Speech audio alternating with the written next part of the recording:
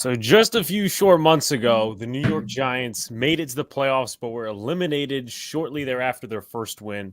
And about 2 months later, we are here, off season, all that sort of stuff. We're going to talk about it, break it down. Our quarterback is back, our running back is back, and a lot of stuff to break down, as mentioned. But first off, before I get into a little bit of first thoughts, I want to thank Tana. I want to thank Diggy for coming on. It's always a pleasure when these gentlemen come on. And I also want to thank them, not just for coming on, but for promoting this as well, because we gained a lot of new subs today as we're trying to reach that 1K mark. So thank you, gentlemen. Got a lot, as I said, a lot of stuff to talk about. Daniel Jones, Saquon Barkley. We got free agency coming up on Monday. Deals are made official on Wednesday. Got the NFL draft. Got some in-house rumors, according to Dan Duggan, that we'll get into. But I'm going to pass it to my co-host, Donald, for first thoughts. First of all, what up, everyone in the chat, all the new subscribers, and also, Tana, real pleasure to have you on again, man. And Diggy, looking forward to speaking to you as well. So it's going to be great. Bring on the giant chat. Let's go. All right, Tana. Yeah, no, excited to be on. Excited to talk with Diggy as well. Thank you guys for having me on. And yeah, it's exciting times because now we finally know the direction of this football team. I think that's been like the biggest debate all year. What are they going to do with Daniel Jones? Are they going to move on? Are they going to tag him? Are they going to extend him? Well, we got our answer. And now we're going to get more answers as we head into free agency as the Giants continue to try to fill some of these voids. So I'm excited to see what they do. I'm sure we'll talk about it throughout the podcast, but thanks for having me on. Diggy. Yeah, to echo what Tana just said, I mean, first off, excited to be on. Appreciate you inviting me on here. And yeah, the Daniel Jones thing is, I mean, to me, it at times can get really annoying. And whatever side you're on, at this point, you kind of have to just say he's our quarterback, at least for the next 2 years. Let's not talk about rumors and what's going to happen and who's going to be playing. We know who's playing quarterback for the next 2 years. So that kind of calms my nerves a bit, and hopefully it kind of stabilizes things and we can start talking about the Giants instead of just Daniel Jones.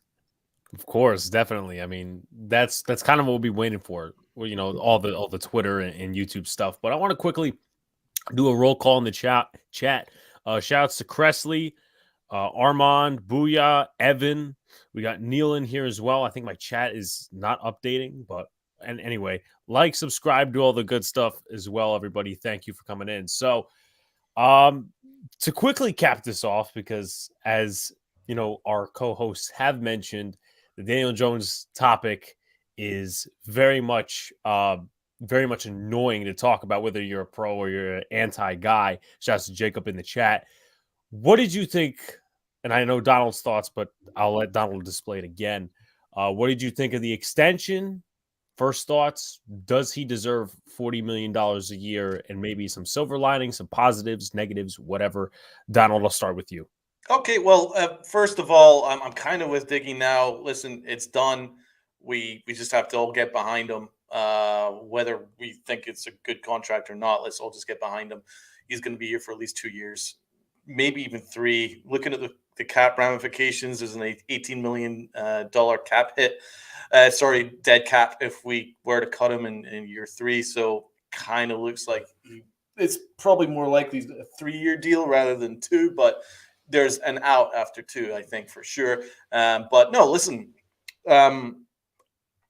he's a solid quarterback, and I think that I think he won the contract, but I think that Joe Shane managed to at least work it so that it's kind of manageable for the Giants. Like, you know, it's only $19 million against the cap this year, so there's plenty of room to go and build this thing around him. I can totally see the justification in that.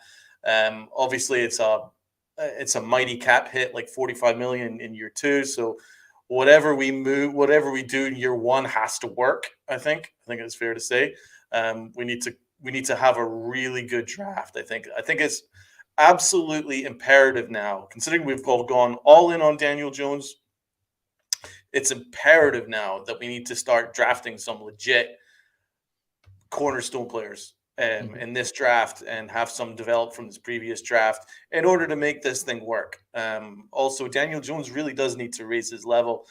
You know, he can't throw 15 touchdowns in 16 games anymore. That has to be out the window. You need to start raising your level there, because in order for this contract to work, he also needs to reach the next plateau.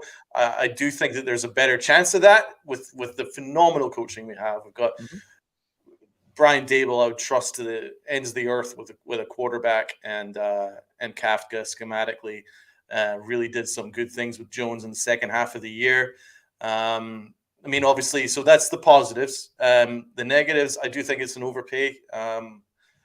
I also think that if I was to build a team, I wouldn't have gone rid of Daniel Jones under any circumstances. He's more than earned another year. What I would have done is I would have given him a non-exclusive tag, and I would have had him test free agency. With that money that he was asking for, 40, 45, I would have been like, sorry, man, that's kind of crazy for what you are. So you go hit the market, and if someone's willing to pay that, then fine, we can match it. Otherwise, you know, we'll work out a cheaper deal at a later date. I think that would have been a smarter call, because I think that Daniel Jones means more to the organization and the Maras than really he does around the league. So I think we probably could have gotten it cheaper, considering, listen, the Ravens are allowing their MVP to do that exact thing. So there's really, it's hard to justify what we would have done there. I would have also liked to have extended Saquon, because he meant so much to us. But listen, it is what it is. It's still okay. It's still manageable. And as I say, whether you're for the contract or not, I don't think Joe Sheehan got fleeced at all. Like, I'm glad it wasn't a 5-year deal, and I'm glad that the cap hit wasn't spread evenly over 5 years. He still has to prove it over 2. I'm fine with that, and we'll get behind it. At least we know exactly the direction we are in, as Tina and Dickie says. Yeah, definitely. Before I go to Tana, there's a couple of things I want to address as far as the comments section. Shout outs to Amazing Guy, Cop, and Dylan Johnson in the chat. And Jacob, I could kind of get behind that. That's kind of something I was preaching in the first half of the year, that they really didn't throw the ball as much as I wanted to before that Lions game. And then, you know, it kind of progressed till after that and after the losing streak. But Tana, I know you've gotten a lot of heat on Twitter for your pro-Jones activism. And obviously, as it's been mentioned many times, it's a non-factor at this point, because guess what? He's a quarterback. But your thoughts on the extension, positive? Yeah. Listen, I'm a guy that when I have an opinion, I'm going to stick by it. People aren't going to influence my opinion. And there was about 30% of Giants fans that were jumping all over me all year. And by week 5 or week 6, my mind was set. I knew he was coming back. And in my mind, I knew that the extension was the right approach. And I knew it was going to come to around this amount of money after the year ended. When I saw the market, when I saw the franchise tag was 32.4. If you're Daniel Jones, there's no incentive to sign for under 35. So I knew that that's where it started. And it was really for 37.5 over 3 years when you really look at this contract. And I understand that when we see these numbers, we think it's crazy. He got like $20 million less guaranteed than Derek Carr did at the end of the day. To me, it's about the guaranteed money. And this contract, actually, as crazy as it may sound, I actually think it worked out better than I thought it was going to. I thought we were going to have to commit 100 guaranteed to Daniel Jones. And the fact that we were able to get him for 82 with an incentive-based contract, where if he hits certain incentives, he gets 94 guaranteed. Well, if he hits that 94 guaranteed, he's going to be worth the 94 guaranteed, because he's got to play like a top 10 quarterback to hit several of those incentives. So I think this was a great contract. Honestly, I think it was best case scenario. I think it was a better scenario than the franchise tag. And now you tag Saquon. And by doing such, in the end, I think we're going to extend Saquon too, because when you think about it, and it's unfair to Saquon. I love Saquon, okay? But at the end of the day, I'm a team guy, and I know what is best for the team is Saquon to sign here for $12 to $12.5 million, around what Joe Schoen wants. I would love for Saquon, my favorite person probably on the team. I would love for Saquon to get probably fairly compensated, to get $14 or $15 million a year from a team like Chicago that has extra cap space to spend. But at the end of the day, after you franchise tag Saquon Barkley, after you take away his market, and as these teams start to fill their rosters in free agency, he's not going to have a team to go to. And Saquon's going to be a fool after such if he's not willing to take 12, say 4 years, $50 million, $12.5 million, 30 guaranteed, a deal where the Giants could probably get out after 2 years. So I think that's where this is headed. And then you can structure the Saquon contract in a way and such. Maybe it's $5 or $6 million against the cap year one. It allows you to build a little bit this year. To speak to Donald's point about the $45 million dead cap hit the following year, 100%. But I think what they were looking at when they did that, they saw they have $190 million in space next year. They said, let's balloon it next year. So year 3, it gives us options. Because if they only paid him like 30 the next year, you can't get out after 2 years. That dead cap, it's like 30 million. So being that they have so much cap space the following year at 190 million, let's take that little extra hit year 2, and then one of two things happen. Either Daniel Jones plays well. I don't even think he needs to play great. He needs to do basically what he did last year, I think, to see the 3rd year of this contract. But if he completely falls off a cliff, you could get out after 2 years. If he excels or he continues to ascend and get gradually better over the next 2 years, you have a bargain year 3 of that contract at $39 million. I know people see that number and they think it's crazy. The cap by then is going to be $280 million. That's going to be like 13, 14% against the cap. That's going to be less than the franchise tag by then. That's going to be $45 million by 2025. So I think the way that Joe Schoen structured this contract was brilliant. And I think it's a really good sign for our GM going forward. I think it worked out as good as it possibly could, because realistically speaking, I knew when the season ended, there was 2 things that could happen. We were either A, going to trade 3 or 4 first-round picks, and after the thing that happened yesterday, now you would have to give up 4 first-round picks because you were going to have to jump up to number 3. Now that you know the first 2 picks are going to be quarterbacks. If you wanted to get Anthony Richardson, you were going to have to jump up to 3. So either A, you were going to have to give up 4 first-round picks. Like people talk about how signing Daniel Jones to this contract hurts the roster or it hurts you being able to build the roster. That's fair. But you also got to take it to the other side of the conversation when you talk about giving up 3, 4, or 4 first-round picks to go up and get a quarterback. That hurts the roster too. And those were the only 2 realistic scenarios. People who brought up Tyrod Taylor, Marcus Mariota, they're talking out of their ass. That was never going to happen. Tell me a time in the history of football a team made the playoffs, won a playoff game, and replaced their quarterback with a guy that made a quarter of his salary. It wasn't going to happen. They were either going to trade up for a quarterback early in the first round or Daniel Jones was sticking. They made the right selection. Going with Daniel Jones over the next, I think, what will be 3 years and building up this roster over that time span was the right approach for Joe Schoen given the circumstance.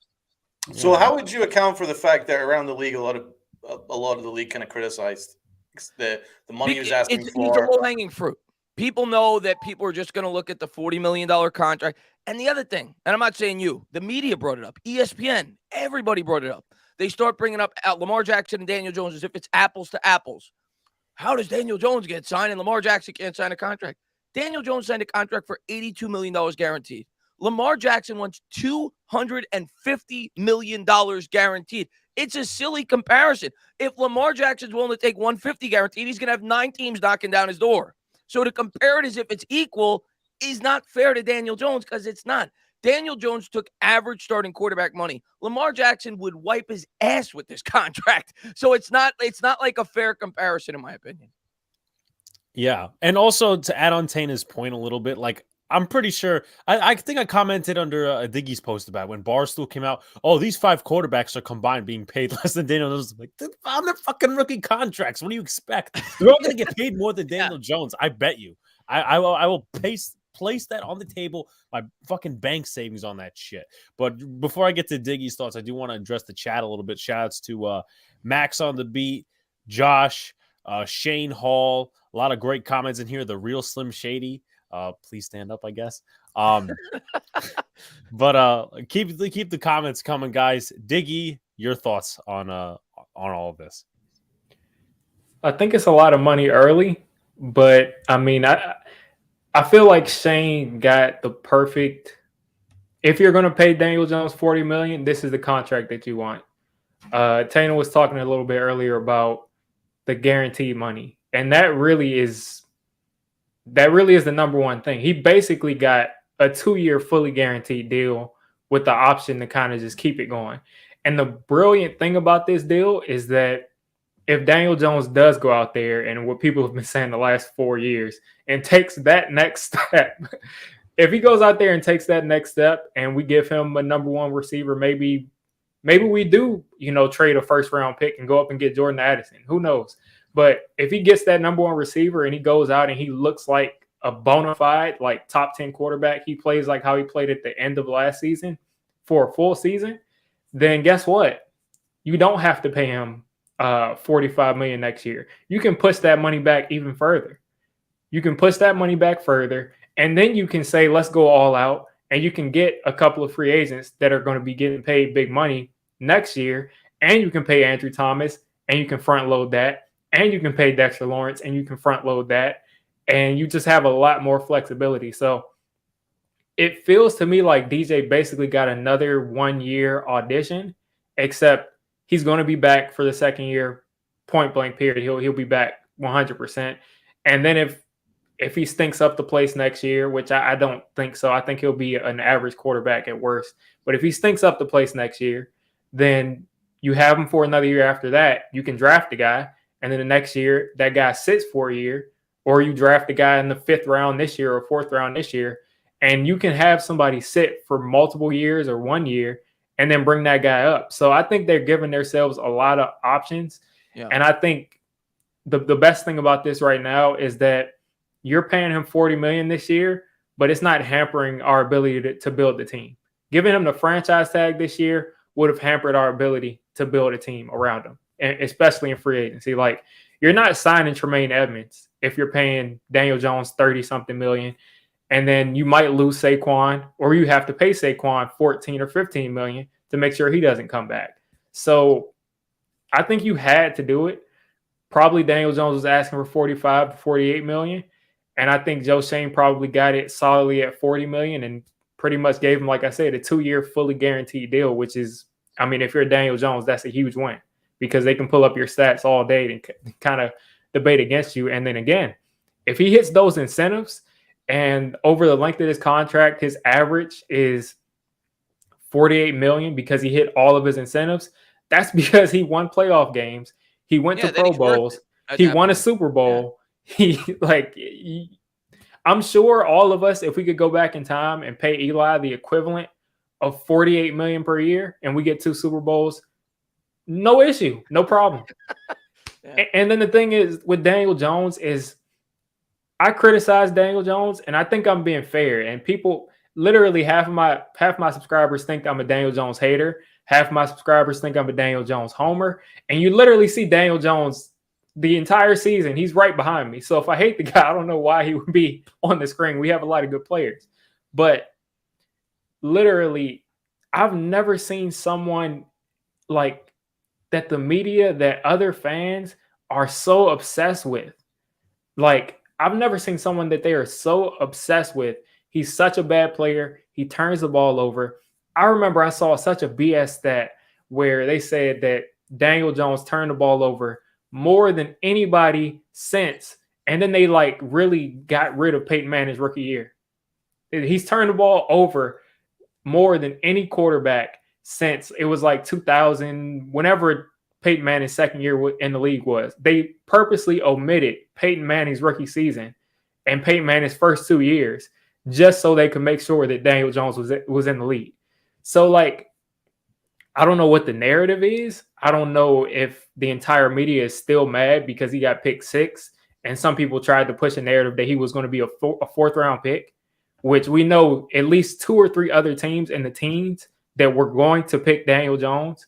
I mean, it's one thing if it's one pick, if it's one team. Like, looking back with the Kadarius Toney thing, like they're saying Urban Meyer was going to take Kadarius Toney. Now that doesn't really look like that's something that we should be celebrating, that Urban Meyer was going to take him. But Washington was going to take Daniel Jones, we heard. Denver was going to take Daniel Jones. It was one other team and the teams that they said was going to take Daniel Jones. So I just think this contract is exactly what Daniel Jones could have hoped for. Getting paid $40 million after pretty much just blossoming, being the full package his second half of his 4th year. And this is the perfect situation for the Giants because if he is a quarterback that some people say, because some people have kind of conceded and say, okay, he's not a horrible quarterback, but he doesn't move the needle. If he doesn't move the needle, we can go out and we can draft 3 or 4 players in this draft that contribute, and we can go out and get Tremaine Edmonds, and we can go out and get an interior lineman, and you're building a solid team around him. So I'm excited. Listen, you can win with a solid quarterback. If you want to counter the argument to people that don't like Daniel Jones, you just say, listen, he does elevate talent around him. Look at what he managed to do with Isaiah Hodgins, who looked like a freaking all-pro. And then people start to say, well, Isaiah Hodgins was a star in Buffalo. The Buffalo Bill fans were mad. Yeah, right. Like, okay, sure. At the end of the day, for me, why this makes the most sense and why I think a lot of people didn't take this into account, they think strictly from their mentality. First off, the contract is basically 2 franchise tags when you do the math. It's 32. The franchise would have been 32 this year, would have been 39 next year. That's $71 million. It's 19 against the cap this year, 45 the next. That's $64 million plus the $18 million dead cap. So you get $10 million worth of tax when the market is substantially higher. So it's basically 2 franchise tags with the option to push forward with what will be a fair contract. But what I think a lot of people didn't take into account when they looked at when they thought about how this was going to go down, all year I tried to think of it from the mind of Joe Schoen. If I'm Joe Schoen, my job is to keep my job as long as I possibly can to build up this team the right way. If this team is stuck in the mud like it currently is, we're going to talk about it throughout this podcast. We have no linebackers. We've got no cornerbacks once Adoree Jackson probably leaves after this year. We've got limited talent all over the field, the offensive line, the wide receiving core, right?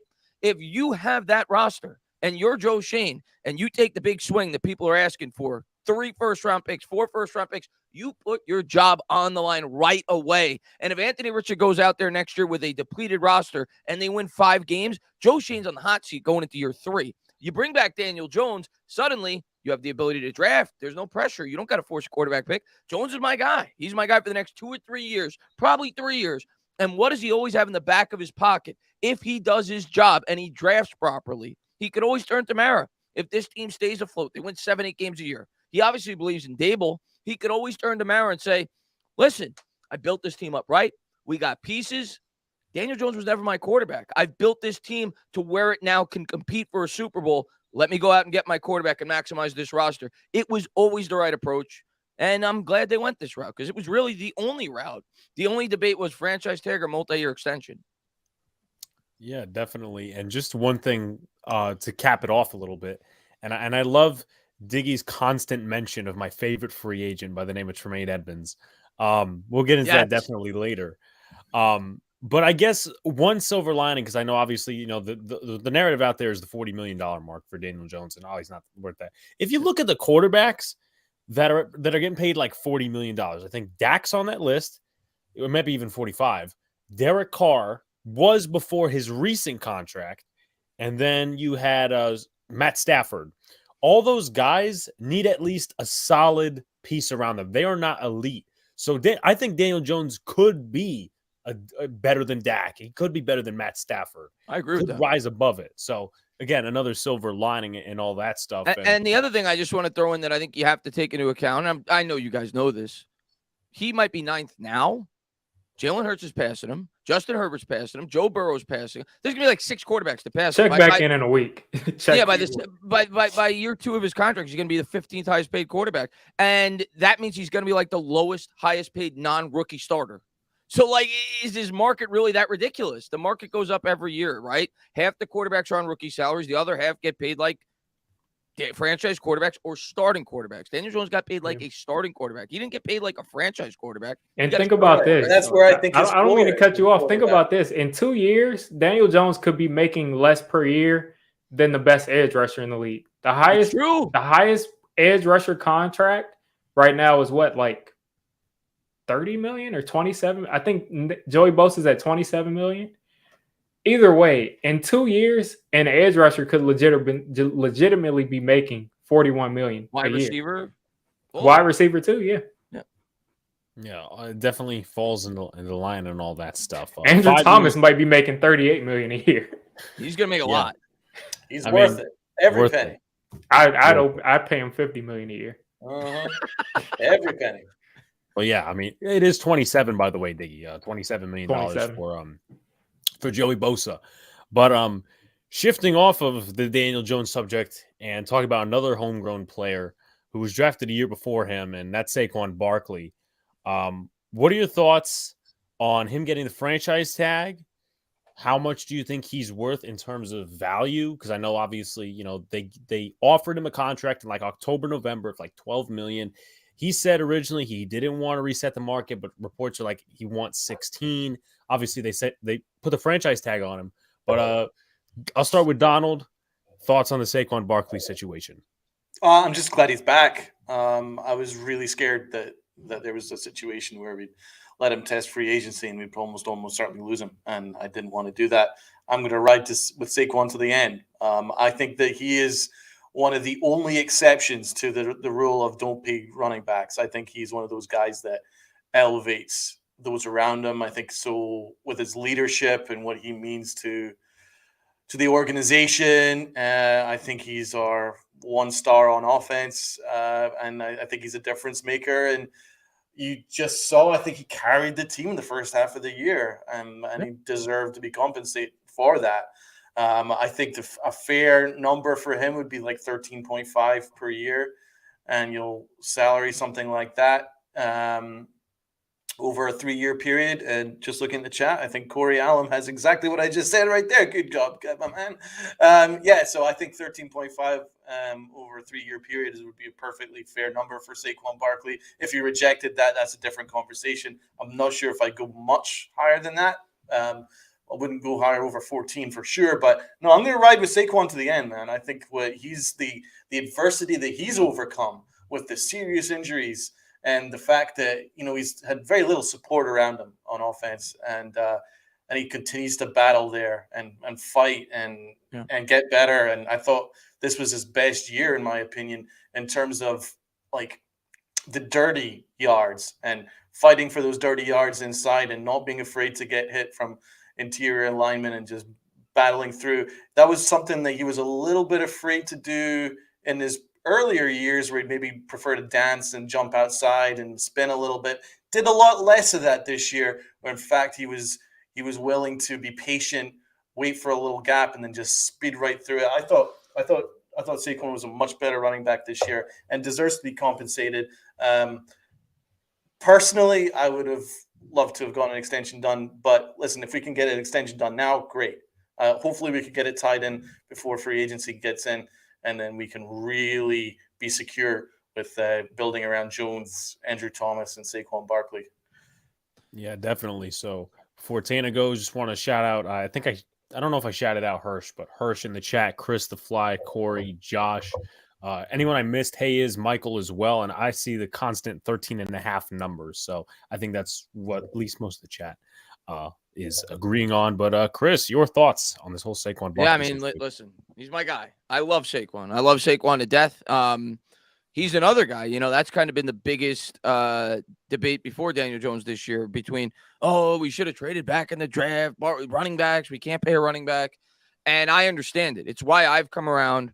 I was like huge backing Saquon Barkley, like midway through the year. I'm like, just give him his money. At the end of the year is incredible. But at the end of the year, when you have a chance to think about it, I kind of came back a little bit. I said, I understand if Joe Schoen franchises this guy, and if Joe Schoen lets him go, I'm not going to scream about it, even as much as I love Saquon Barkley, because I do understand it. He didn't draft him. I do understand he's a running back. I realize that this is a very rich running back draft class, but Saquon is more valuable.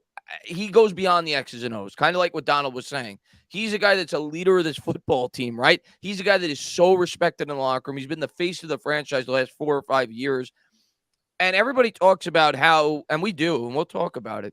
Everybody talks about how we need to get a number 1 wide receiver, and we do. And they talk about how that's going to have an impact on Daniel Jones. Think about the impact it's going to have on Saquon Barkley. You go out and get a number 1 wide receiver for this team, all of a sudden they can't stack the box. They got to worry about a guy on the outside. Saquon Barkley could light them up next year. And the dynamic between him and Daniel Jones, if we were ever able to get a legitimate wide receiving core, this offense could get really explosive real fast. So I'm excited. Look how creative it was when he had Odell Beckham.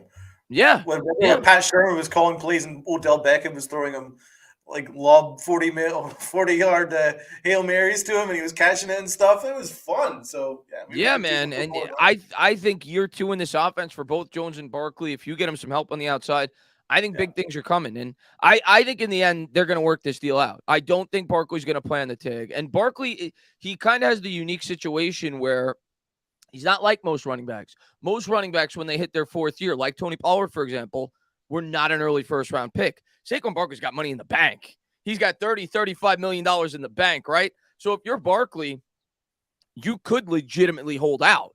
And it's why it's not like Pollard, who hasn't gotten paid yet. Like, Pollard needs his money. Josh Jacobs needs his money. Saquon Barkley, he's got big money in the bank. So I think the Giants know that, and that's why I think in the end they will come to an agreement. And I think it's a bad look for the Giants if they force Saquon Barkley to play in the franchise tag as well. And it puts even more pressure on Daniel Jones, right? Because a portion of the fan base is going to be like, well, because we had to pay Daniel Jones, they had to franchise tag Barkley. That wasn't fair. So I think in the end, they're going to do the right thing. They're going to pay Barkley. It's just a matter of what it's going to be. I think they'll meet somewhere around $12.5 to $13 million. I think it's going to be close to 30 guaranteed. And I think they're going to mimic Daniel Jones's contract. When I say that, you look at Daniel Jones's contract, I think it's going to be, for Barkley, he's a $10 million hit with the tag. Like, Jones would have been 32. They paid Jones like 60 against the cap his first year, about 60% of what it would have been at 19. I think they'll do the same thing with Barkley. I think it'll be like 6 against the cap year 1. Year 2, they'll balloon it like they did with Jones. And then they'll have the ability to get out after 2 years with Barkley with a cap hit of maybe $7 million. But at least the ability to get out after it. I think they'll do a very similar structure.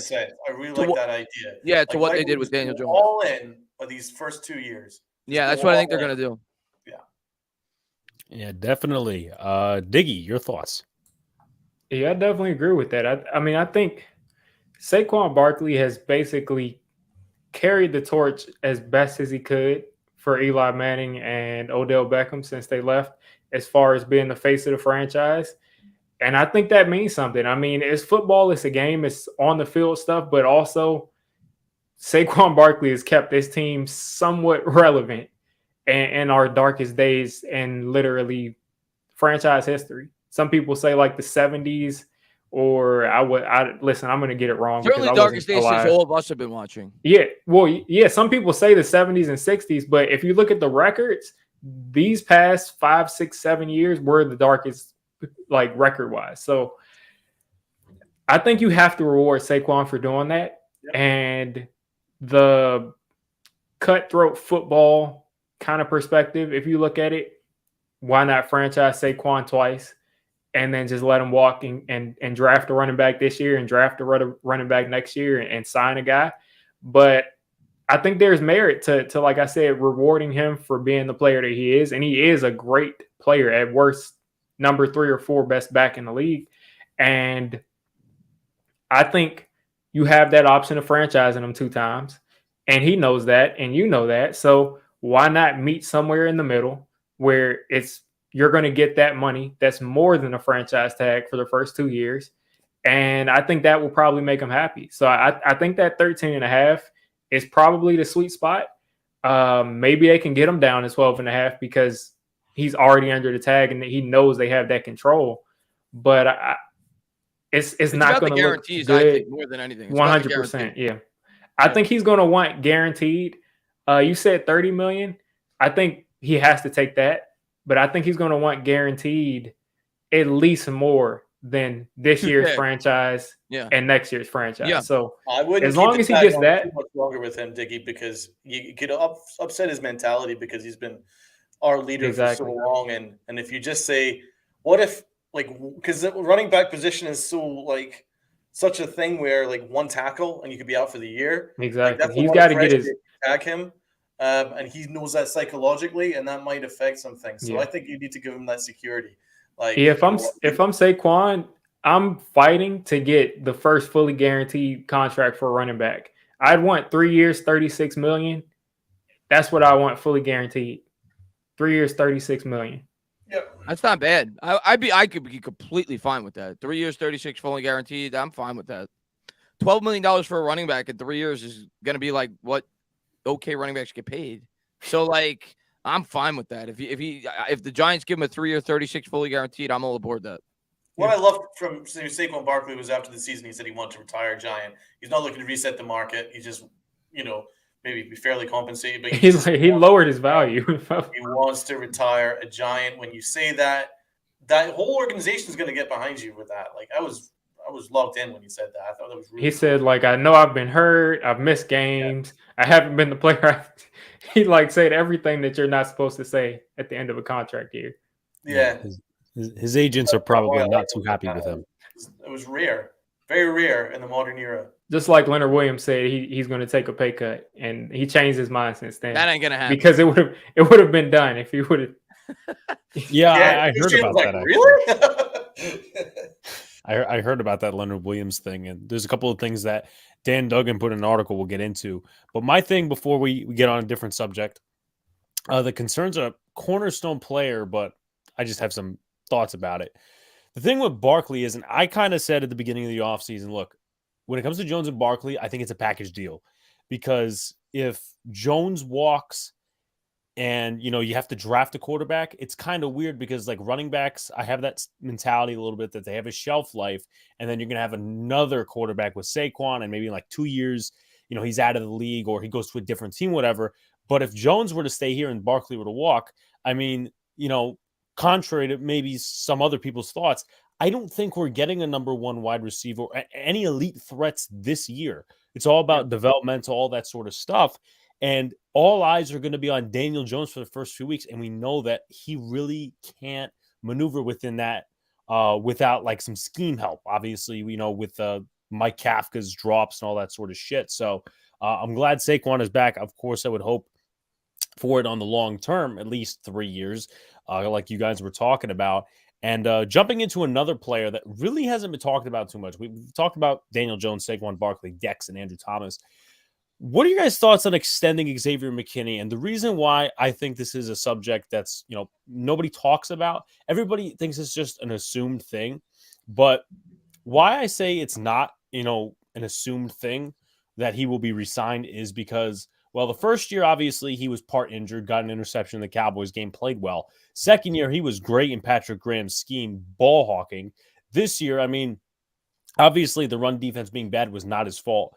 But in my opinion, I kind of don't know what to expect with McKinney. I guess at this point, just a tackling machine and a box safety because Martindale's scheme, at least from my view over the past year and the last few years with the Ravens, is you're not going to get like 5 interceptions like he had in Patrick Graham's scheme. So, I'll start with Diggy, actually, on the thoughts of Xavier McKinney and also the injury last year. That hampered him coming back. I think McKinney had a really underrated season, and I think his impact is very underrated. When he went out, the defense looked horrible. They looked horrible on the back end. And yeah, we had undrafted guys, so of course they're going to look much worse.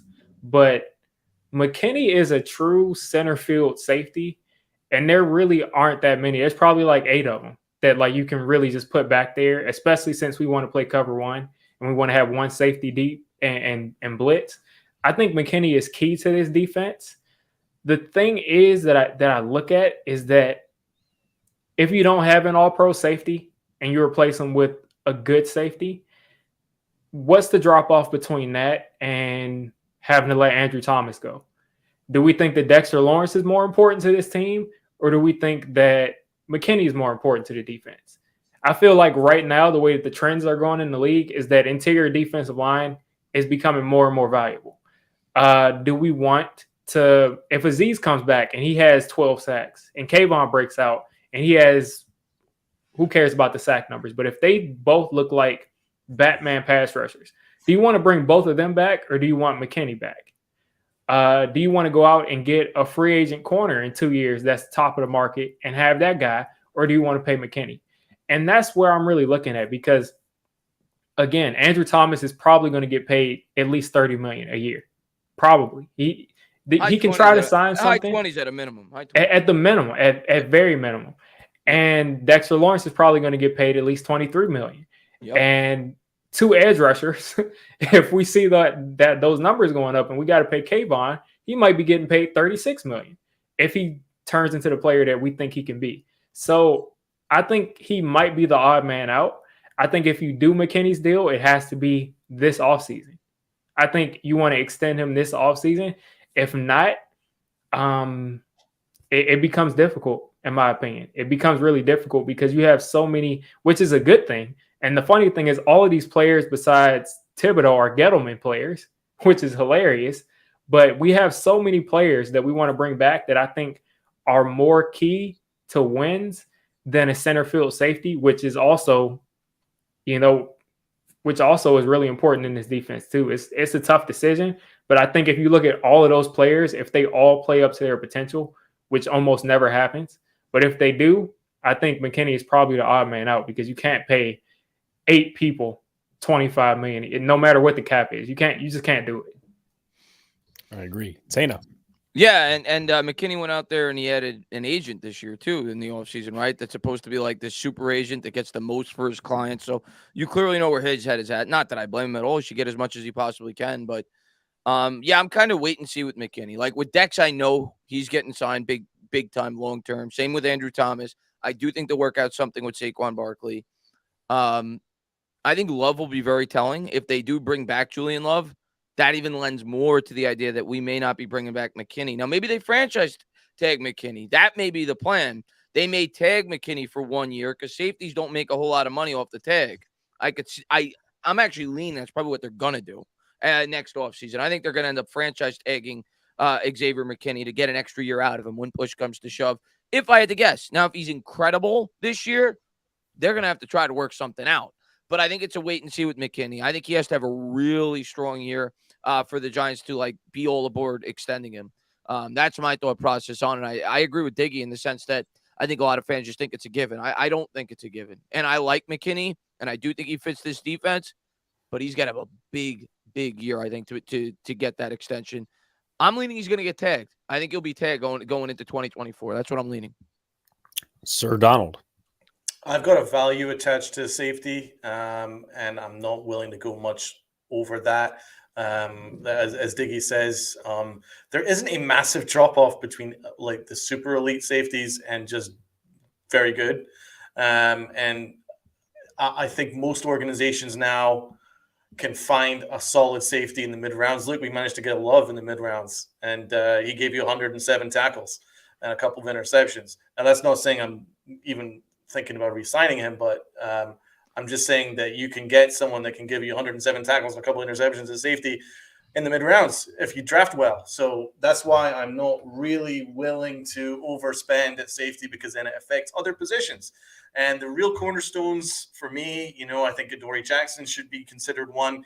He's our lockdown press man cover corner right there. I want Dex to be re-signed and Andrew Thomas re-signed and Saquon re-signed. Those are the priorities for me. But McKinney serves a very important role because he was kind of our quarterback of the defense. He was the play caller. He was the main guy. He was really vital to how we managed to make the playoffs last year. Like, we wouldn't have made it without him. Like, he was really important. But as I say, there is a value attached. Just look at, like, for instance, when the Jets had Jamal Adams.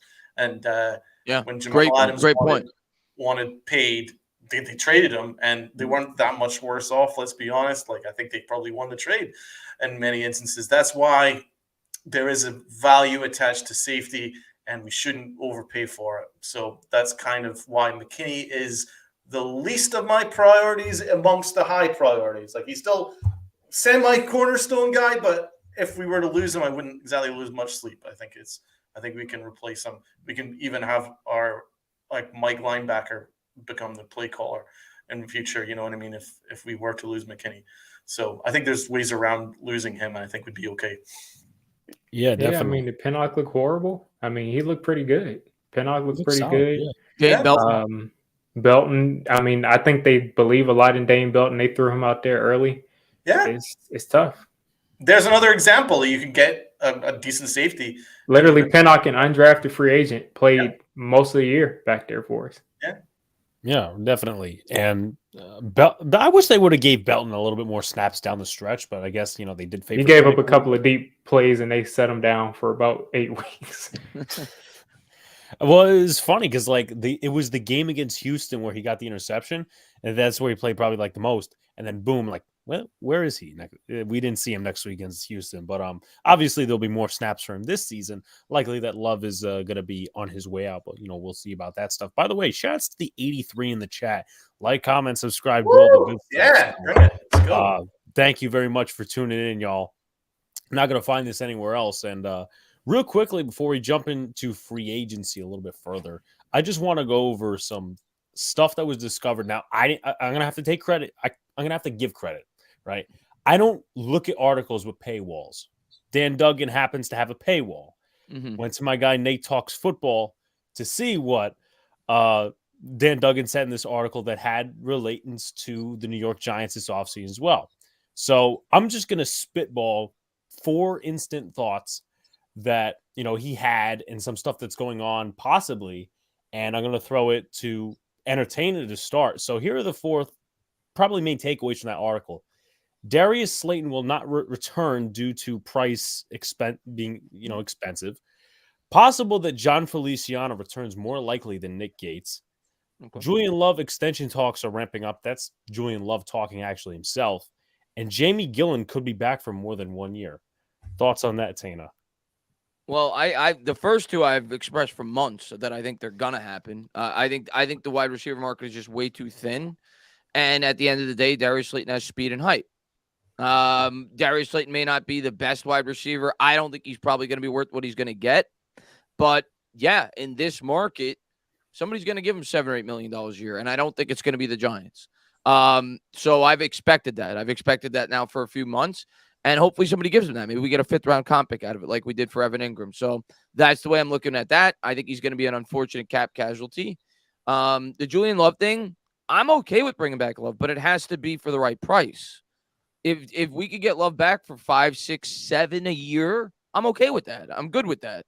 If it exceeds that, same thing. I have the same approach. Get my comp pick, let him walk. But if you could bring him back for 5, 6, 7, he's obviously a guy that's really respected. He's a captain. He's a leader. He's a good player, especially as this defense gets better. So I'm completely fine bringing back Julian Love for the right price. I think he's probably going to be able to get a little bit more than that. I could be wrong, though, because there's a lot of good safeties in this year's free agency class when you look at it. So we may be able to get him back for $5 or $6 million a year. So we'll see. That'd be great if we could. I think that'd be a win for both. Well, more so for the Giants, because I think Love is probably worth a little bit more than that. And then what was the other 2 points? Oh, the Gillen needs to go. Gillen needs to go. Oh my God, he's so bad. Gillen needs to go. He's garbage. And if they bring him back, they bring him back, whatever. But he's bad. Like he's got a strong leg. I'll give him that. But in terms of directional punting, in terms of pinning guys inside the 20, he is awful. The Giants really have no excuse, in my opinion, not to replace him. And then what was the other one? John Feliciano possibly returning more than Nick Gates. Expect that. I'm not a fan of it, but I expect it because he came over here, obviously, with the Buffalo Bills, the offensive line coach. And I've been given hints from Patricia Traina. She told me like 3 months ago that don't expect Nick Gates back and expect Feliciano back. So I've been expecting this. I'm not a huge fan of it, but the ties to Buffalo, it makes sense, and they're only going to bring one of them back. It's not going to be both. Gates coming off the injury. He's a stopgap if they bring him back. I hope if he starts, it's only in the beginning of the year, and he's kind of a mentor for like a rookie that they draft. But hopefully he's not in the long-term plans of this football team, and I don't think he will be. I think he'll be a 1-year stopgap if he's brought back. Yeah. Diggy, your thoughts? Yeah, I mean, pretty much the exact same thing. Slayton is, I mean, they see him make that long touchdown that he had where DJ kind of faded away, and they've seen him make big plays. He has speed. Believe it or not, even though we don't see many high-pointed passes from him, he's like 6'2". Yeah, I mean, I think somebody will, pretty much like Tana just said, I think somebody will pay him $8 to $10 million a year. Hopefully he goes somewhere and he has the perfect match and he is putting up 850 to 1,000 yards every year. Cool dude. I mean, he's a cool person. So hopefully he gets that and he succeeds and takes the next step in his career. I just don't think it's going to be here because I think I really think that Shane and Dable will rather go and get Gabe Davis than to have Slayton back. And I think they're the same guy, but I think that guy is easy to replace, to be honest with you. The Julian Love thing, I hate to regurgitate the exact same points, but literally, if we can get him for the right price, that's the only way I want him back. If not, just keep putting those resources into the draft. You have Belton, you have Pinnock. I think both of those guys, you don't want both of them out there starting, but you have McKinney at least for this year. So you rotate those guys. You probably draft another safety in like the 4th or 5th round. See what you have there. I just don't think it's all that important to bring back Julian Love, especially because we don't have a starting NFL middle linebacker on the roster. I would rather have that than Julian Love. And then some people say, well, Wink doesn't really value it. But if you look at CJ Mosley, wasn't he on the Ravens? Oh, yeah. He was on the CJ Ravens. Mosley looked pretty good as a Raven. I think Wink just doesn't value linebackers who aren't special. And I think if we can get a special linebacker, I think that changes things. The third point was Gillen. Feliciano, I don't. You didn't touch on it. Yeah, I'll get to that one too. But Gillen is. I don't see any reason to bring Gillen back, especially because once you pay and extend a punter, he's probably going to get paid over $1 million a year. Literally, go to any college, put out phone calls, call the YouTuber Destroying, pick punters from all over the world, go back to Australia, go anywhere. What was the name of the punter? What was the name of the punter last year, Diggy? I think he set the record for most yards per punt on average. Who had it was another scandal? guy. I forgot what team he played for. Camarda? He was an undrafted rookie, and he set the record for the highest average punt per punt in the history of the NFL.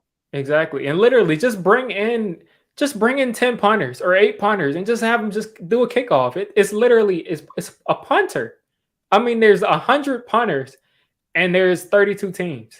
There's 100 NFL punters probably. So give someone else a chance. I got it. Ryan Stonehouse last year. Yeah, you're right. Yes. Yeah. And then with the Feliciano thing, I just think it's really unfortunate. I think he can be solid at times, but he also can be bad.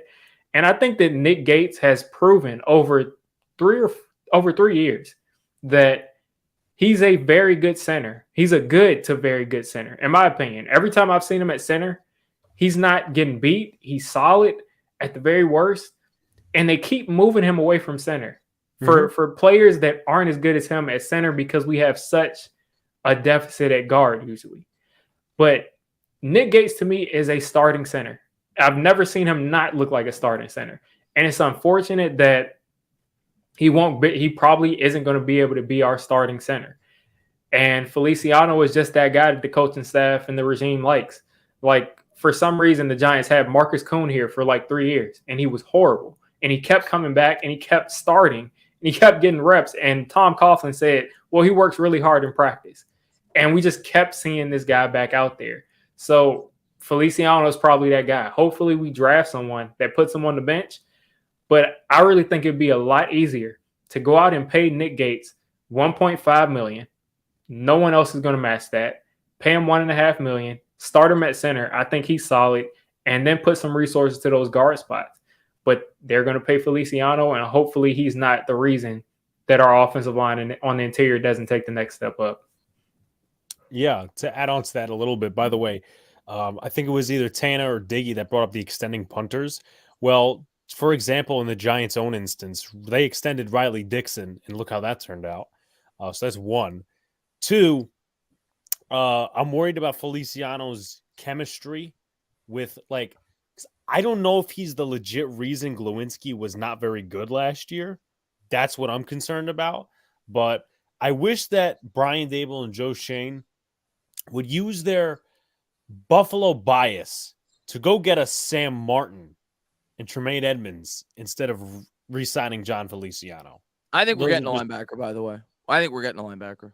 We better. Oh, 100%. Not many mics in this draft. I mean, there's a plethora that we'll definitely get into, and we could get into now. Switching over to the free agent subject. Also, shouts to the 95. Well, first of all, I'd like to put my comments. In there. My apologies. You're gonna talk to let your co-host talk or what? It's just absolutely disgusting, man. He's going pour water over your head for that. Yes. First of all, Jamie Gillen needs to go. Like, that dude's a joke. Like, remember when he drop kicked a punt 6 yards? Get him the hell out of town. Like, Scottish hammer my ass.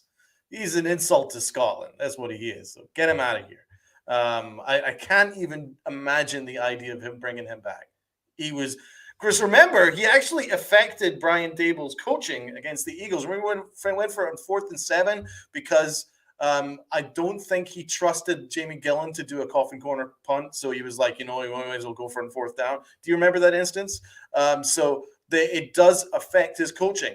And whenever a punter affects coaching, get him the hell out of here, because I get serious Matt Dodge vibes from him. And I don't ever want to go back in time and think about Matt Dodge. Like, he basically derailed Eli's entire season. He was having an amazing year, Eli Manning, and Dodge continued to punt us right out of ball games, and we kept on bringing him back each week when it made no sense at all because he was a 7th-round draft pick. Just get rid of it. But Jerry Reese obviously wanted to get Tom Coughlin fired. Jeff Fiegel said that he was coaching him. I think he was good to get Tom Coughlin out of town. That's what I'm saying. I think that Dodge was that. And so I don't want Jamie Gillen to do the same thing. So get him out of town. One. Feliciano, I don't know what their organization's obsession with him is, but maybe it's a continuity thing. I'm kind of with the panel here. I kind of like Nick Gates as a placeholder at center and just go and improve the guard spot in free agency or in the draft. There's a ton of really nice guards in the draft that we can look into. And there's even some nice ones in free agency as well. So I would move on from Feliciano. I didn't think he had a good year at all. He was slightly better towards the end of the year, but for much of the year, I think he was a problem. And there is an aspect to what Alex was saying there where I think he did affect Glowinski a little bit. Not to defend Glowinski because he had legitimately a bad year, in my opinion. He was supposed to be a plus run blocker, but I didn't see that. I think he was terrible in pass protection, but that's another thing. I'm not really for bringing back Feliciano. And actually, Love, I'm kind of willing to move on from him. First of all, he got cooked against the Eagles, like legit cooked. He was basically set on fire. And then talk trash. And then he talked trash afterwards. I was going to mention that next, actually. So, Dig, a good point. Then he started talking trash, and I'm like, I'm not a big fan of the talking trash thing because I'm from a Tom Coughlin old school era, shut up and play era. I've always been behind that. And when you lose and you get your ass kicked by the Eagles to talk trash about the Eagles, I know Giant fans will like that because, he's one of us. But let's be honest, that's kind of a dick move. So I'm ready to move on from Love. There's some fine safeties. What safety I'd go for to keep the continuity? Poyer from the Bills. I think Jordan Poyer would be a very solid safety that could come in. He could be a playmaker. But there's other ones that aren't playmakers but could do a solid job, like maybe Taylor Rapp or maybe John Johnson from the Steelers. You just said that. Yeah. So those are some nice safeties there that we can go after. And I think that they would come in cheaper than Love. And I think Love will command a number of years that I probably wouldn't be willing to give. So in my opinion, I'm moving on from Love. Yeah, definitely. So S. Thompson in the chat says disagree. Gates got blown up in the Lions game. Yeah, that was at left guard though. He's not. That's the problem that I have is that they're evaluating him at left guard, and he's not good at left guard. That's how he got hurt by getting bulldozed at left guard. I personally don't want either one starting next year. I want to draft the center. That's what I want. That's the perfect world. Yeah. Yeah, I'd like Gates as a depth guy. But I personally want a legitimate center. I want to develop a Zudu, and then obviously Glowinski is going to start. So that's what I want. I want them to spend one of their first 2 picks on a center and go about it that way. But we'll see. I think Feliciano's coming back, though, unfortunately. Yeah. When are we going to finally hit on a 2nd or 3rd round offensive lineman? I remember Brian Baldinger said that Matt Parrott was such a physically talented tackle that he would take over at left tackle and Andrew Thomas would move to right tackle. Fans were saying, not because of that article, fans were saying that 5 weeks into Thomas's rookie season. They were saying put Parrott on the left side. It'll be much better. I'm so disappointed in that dude. Oh, he's I have to confess. Nerding Out Sports says Luke Weipler, and Hirsch also said Joe Tippmann from Wisconsin, I believe. But I have to confess, 7 weeks in, I did say Matt Parrott should have gotten the start at left tackle against. It's okay. Oh, a ton of people were saying that. A ton of people were saying Daniel Jones that. reaction. Look at me. I'm an idiot. Wow. I mean, we all know that one, of course, Chris. The biggest flip there. Shout us to close to 100 in the chat, by the way. Yeah, I mean, they could release Lemieux as Thompson. They could, because like Please. they what's the point of him being on the roster? We got Bredesen. Yeah. I don't Yeah, get it. He's like out of my head now. He's done. He's cooked. I just don't want to see anymore. Yeah. He's a cool guy, but I just don't want to see anymore. Yeah, like bye. Moving into the free agent discussion, and of course I have to make up for my boo-boo. I'll start with Donald first. Priority in free agency and the top player you're looking at. Okay, so while inside linebacker market, I'd be looking at David Long Jr. I think he's a good fit for Wink Martindale. Blitz guy, good in coverage, that kind of thing would be just absolute cherry on top for Wink Martindale. So yeah, I would seriously consider him. We also need 3 technique linemen. So I would maybe look at maybe a Zach Allen, the Cardinals, or maybe Jones, Denver. I think the Denver guy would probably cost a little bit, but I do think we need a 3 technique lineman.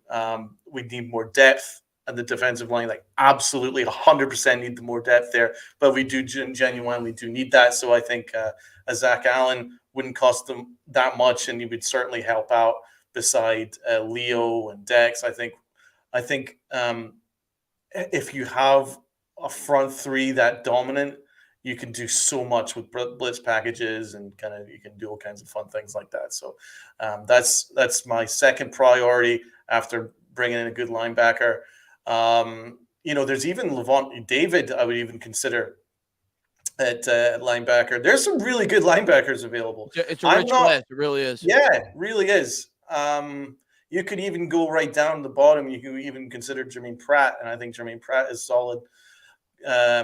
Cole Holcomb's more off-ball linebacker, but he's a good linebacker too. There's a bunch of really good linebackers in free agency that we could really enjoy going after. But I think David Long is probably the best option, just in terms of scheme fit and making Wink Martindale's system work the best. Not really thinking the Tremaine Edmonds is the one that I'd be going for.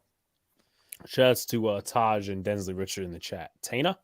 Yeah, I actually made a video on this today, so I'll just briefly go over some of the guys that I mentioned in my video. I took into account the coaching staff because Shane has said like several times that they want to bring in guys that they're familiar with, right? He said that they really value guys that they know from within the building. So that makes me think if they're thinking outside the building, it's going to be guys that they've worked with in the past. So I look at the coaching staff, Shane, obviously from the Bills, Dable from the Bills, Brown, our assistant GM from the Eagles, Kafka from the Chiefs, Martindale from the Ravens, Grove from the Colts as the wide receiver coach, Andre Patterson, the D-line coach from the Vikings. So those were guys that I looked at. How about a reunion? Dalvin Tomlinson. I don't know what his market. I don't know what his market would be, but we need to stop the run. Something that he's been good at throughout his career. If you could get him for $8 million, I'd be good with that. I'd be happy with that. Is he at 3 techniques though? Because now that we've got our nose tackle, is he get 3 technique? That's my only question.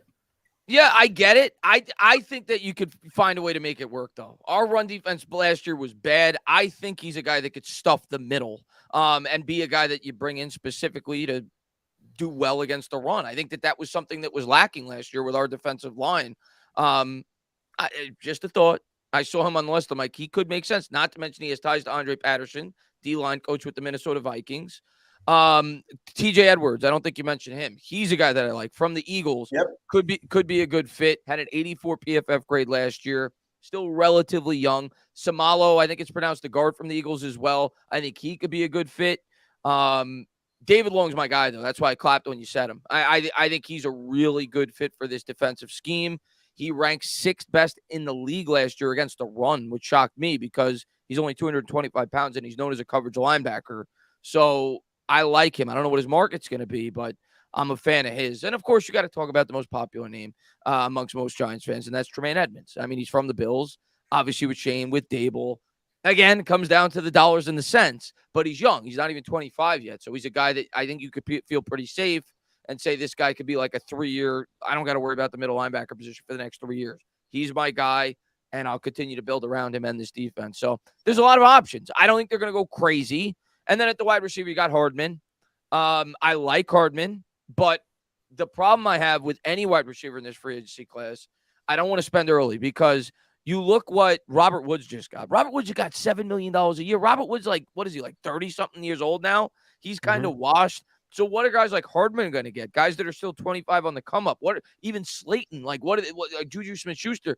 What Odell Beckham? What are these guys going to get? So I feel like the wide receiver market, because it's so thin, if you spend early on a guy like a Hardman, you're probably going to end up overpaying. But if it was for the right price, if he came to that $7 million range, I'd be interested in him. I think he's a scheme fit. He's got speed. He ran a 4.32 40. He was second in the National Football League in 2021 in terms of separation created, something that Shane has said that he wants to prioritize. So these are some of the guys that I pointed out. Paris Campbell, another name. He's got ties to Groh, who was a former the Colts wide receiver coach.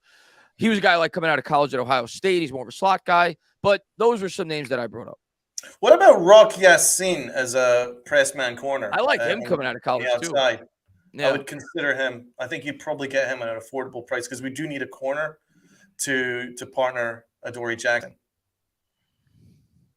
Yeah, definitely under consideration. Diggy. Yeah, I mean, listen, I really don't care about what happens as long as we get Tremaine Edmonds. I hate to attach my hope into one player, but to me, it just makes way too much sense. The familiarity is there. Shane probably scouted Edmonds. I don't remember if he was there, but I'm pretty sure he scouted Edmonds. And if he didn't scout him on the Bills, he scouted him somewhere else. But he scouted him somewhere else or on the Bills, and then he worked with them. And Shane, as we see, is really involved with the players that he's on the team with. Go get Tremaine Edmonds. I mean, what we saw last year, we literally watched Uwani Unga and Jonathan Casillas play linebacker, and I really wish that Uwani Unga from BYU, who I don't mean to interrupt you. I just looked it up as you said that because I was curious myself. He was responsible. Well, not fully responsible. He was on the Bills. He was part of the drafting process of Tremaine Edmonds. Shane came in 2017. Yeah. Edmonds came in 2018. So that means he probably had a bunch of interviews with him before he was even in the NFL. So the familiarity is there. There's not going to be, does he fit in with our culture? Does he already fits in. We have to fix the linebacker position above all else. David Long is a guy that I like, but it's just like, if you're going to pay someone, I want that guy to be worth it. I don't want a guy who's succeeded because he had a good year and a specific defense. I want a guy who's familiar with where he's coming to.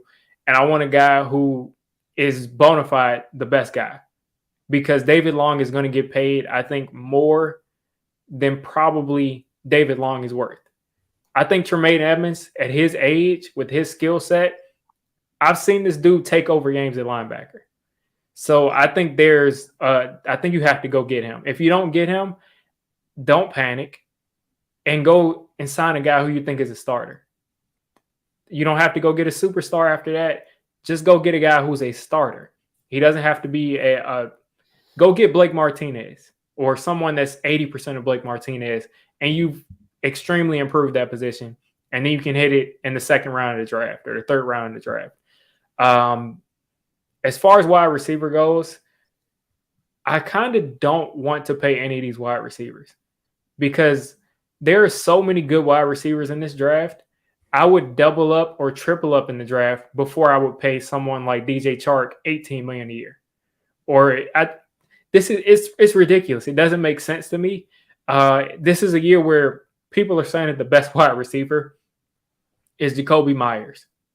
So if Jacoby Myers were on the Giants last year, how much better do you think that the offense would have been? Not much. If I don't think that any of these wide receivers move the needle. I do think that we have number 2 level receivers on this team. Let's not forget Wan'Dale Robinson. When he got hurt, he had 100+ yards in that game. Mm-hmm. If Sterling Shepard is healthy, which you can't depend on, but if he is, he's a number 2.5. Injuries, we don't know what's going to happen there. And I think he's going to be back. Isaiah Hodgins, I think at this point, has proven that he's at least a possession 2. So I'd rather have a bunch of 2s and take a chance in the draft with a guy who I think is a 2, but could prove me wrong and become a 1, than to pay DJ Chark or any of these guys, because I don't think any of these guys are a number 1 wide receiver. If you're getting Ayuk, if you're getting the Panthers wide receiver already got traded, so you're not getting him. Higgins is one that people brought up. Higgins, Terrace Marshall. Yeah, Terrace Marshall. As an LSU fan, that hurts. What about Godwin? Because I think he's obtainable. What do you guys think about Godwin? Godwin? Yeah. I think that guy's like 27 years old and he's already shot. He's been injured every other week for like the past 2 or 3 years. He barely plays and he does not look like the same player. And it's sad because he was an elite slot receiver, like elite. Yeah. Mm-hmm. But I just don't look at any of these wide receivers and say, I want to give my money to them at all. As far as defensive line, we have to get a guy. Even if Dalvin Tomlinson only is a nose, guess what? Dex is just that much fresher. And Dex can play 3-tech. We don't want him all the time at 3-tech, but he can play 3-tech and he can play beside Dalvin, and then they can switch around. So I would pay Dalvin. I would pay Zach Allen. I think after linebacker, as far as the free agency class is kind of shaping out, I would put my focus at interior defensive linemen, or I'm pretty sure a couple of offensive linemen, a couple of veteran offensive linemen on the interior got cut. I would do my due diligence on those guys to see if they have anything left in the tank. If you don't think you have a bona fide starter, then I think you just have to go after defensive line. And then, of course, just try to get some depth just overall in the roster. But I think the only place that the Giants should be looking to spend some money is linebacker. That's it. Or unless one of these interior offensive linemen that you think is a Pro Bowler, then that's different. Yeah, definitely some salient points made. What about, let's discuss tight end and wide receiver free agency anyway, right? Just because I do think we need to rebuild the wide receiver room. So we will probably take a risk at one of the free agency guys, but not as a number 1. I'm completely with you on that. But hopefully it's the guy from the Chiefs or something, like a low-cost guy, a really low-cost guy, Hardman or something like that. Yeah, the most important thing for me is speed. I want speed in the wide receiver room. I'm not really looking for a go up and get it receiver. I don't even think that makes the best use of Daniel Jones' skill set. Daniel Jones likes to get that deep, accurate ball. He throws a nice, deep, accurate ball. I want someone that can get over the top and make those plays. So even though you're not going to get a number 1 in free agency, I know I don't want to make a trade for any of the big name free agents. Or a guy that can't put 5 games together in a row. No, I don't want to do any of that. I would take a risk on like a Mecole Hardman or maybe Paris Campbell. DJ Chark, I don't know what his market is, but he could be a number 2 if he's cheap. Because he's pretty got decent speed. Most important thing for me is speed. And I don't even think we need to overpay for a star receiver either via trade or in free agency, because I think if you gave Daniel Jones like just 2 or 3 speedy guys that can be used in a bunch of different things like mesh routes or slant routes or whatever like that, or a couple of deep balls, I think that would suit him better than like a main target D-hop, go up and get it kind of type guy. I don't think that makes the best use of him. So I think you can actually afford to maybe use your first round on a Flowers or an Addison, something like that, maybe a Tank Dell, and then in free agency you can maybe go and get a slot guy or a number 2 that just gives you decent numbers, 600, 700 yards, like a Paris Campbell, DJ Chark, or Mecole Hardman. Mecole Hardman would be my choice. Another option would be Barrios, who I think got buried by the Jets. A lot of people have brought him up as like a cheap I would consider Barrios as a number 4 and a kick returner. I think he'd be fine. Yeah, that's the kind of receiver I want to see here, is a guy that's a 3 or 4 And just like, why not take – you can find a number 2 in the draft every single year at wide receiver. And the tight ends, there's like literally 12 tight ends that people look at as like top 3-round level prospects. Please, let's not hear about Mike Gesicki anymore.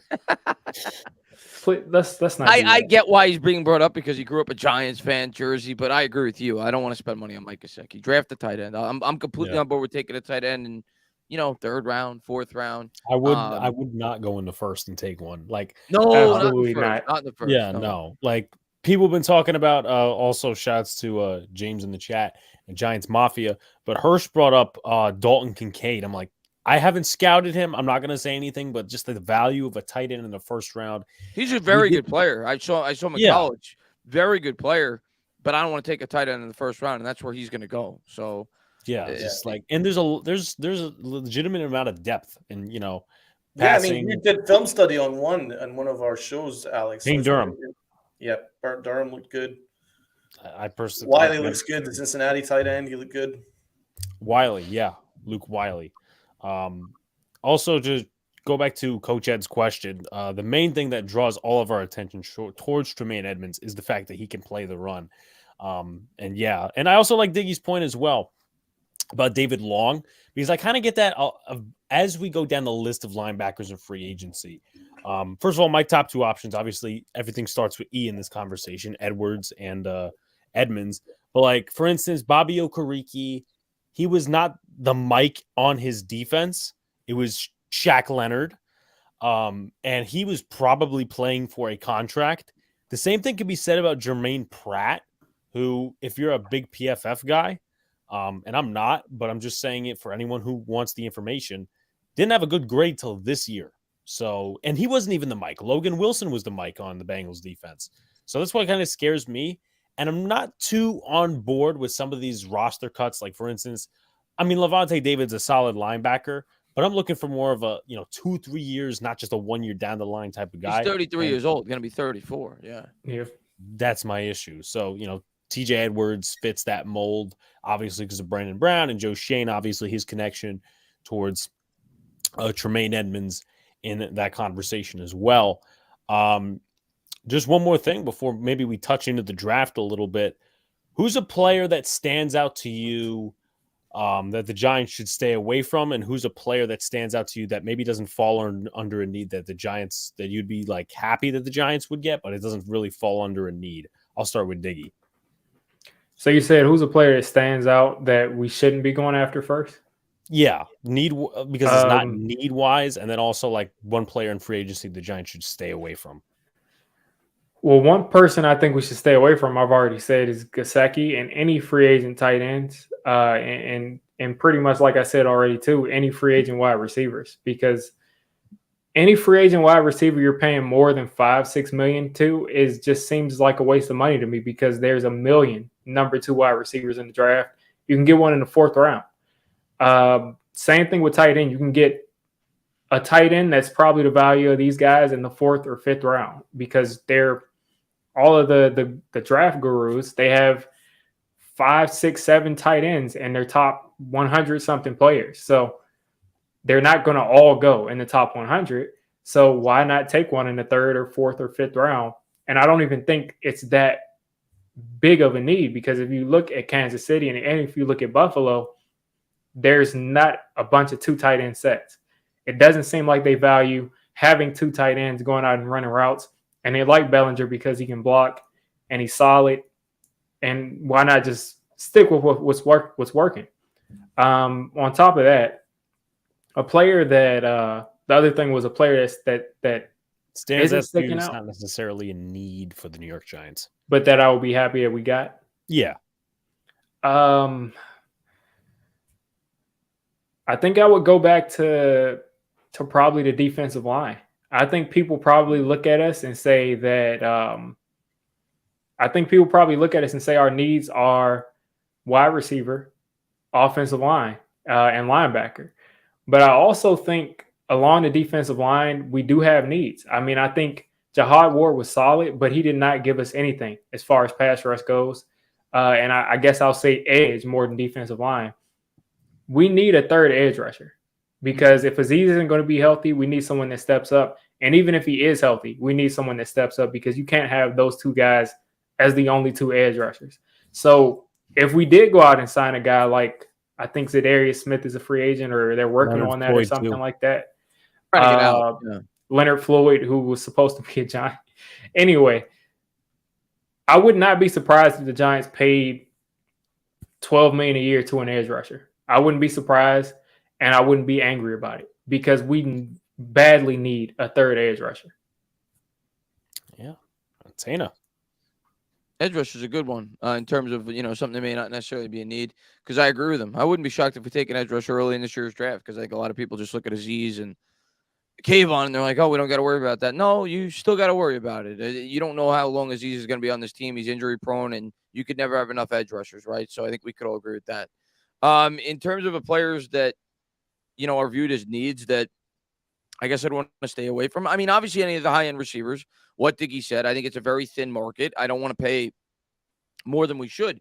I don't think it's a position we could afford to completely ignore because we have to fill out a roster, and we don't have enough wide receivers. So I think they're going to have to bring in at least one free agent wide receiver, but I think they got to be smart about it. And I think you probably let the market kind of thin itself out, and then you pick a guy in that $5 million range that you think fits your scheme the best that's available. But I don't want them to overspend at that position. So, yeah, I mean, I'm in complete agreement with that.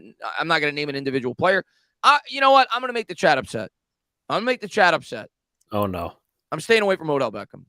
And I know and I know he's popular and I know he's got upside.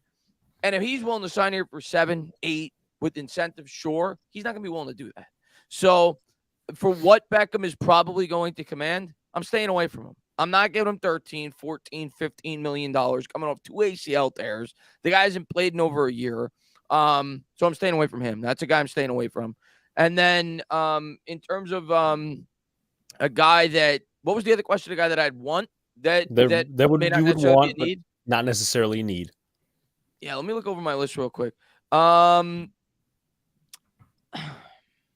looking for like value guys. I mean, I think he made a really good point about the edge for sure. And we could talk about centers, but that's a need. I think everything's a need for this team if we're being honest, but not known as like an immediate, like huge need. Yeah. I'm gonna agree with Diggy. I don't have an exact name, but an edge. If the Giants came out of this free agency class with a high-end edge, or they drafted an edge early in this year's draft, like in the first round, I wouldn't be upset. I do think it's still a need of this team, and I think we need to be able to get after the quarterback. So I think that was a good one by Diggy. I don't have like a specific name, but if they brought in a $10 million edge rusher, I wouldn't be upset about it. Donald.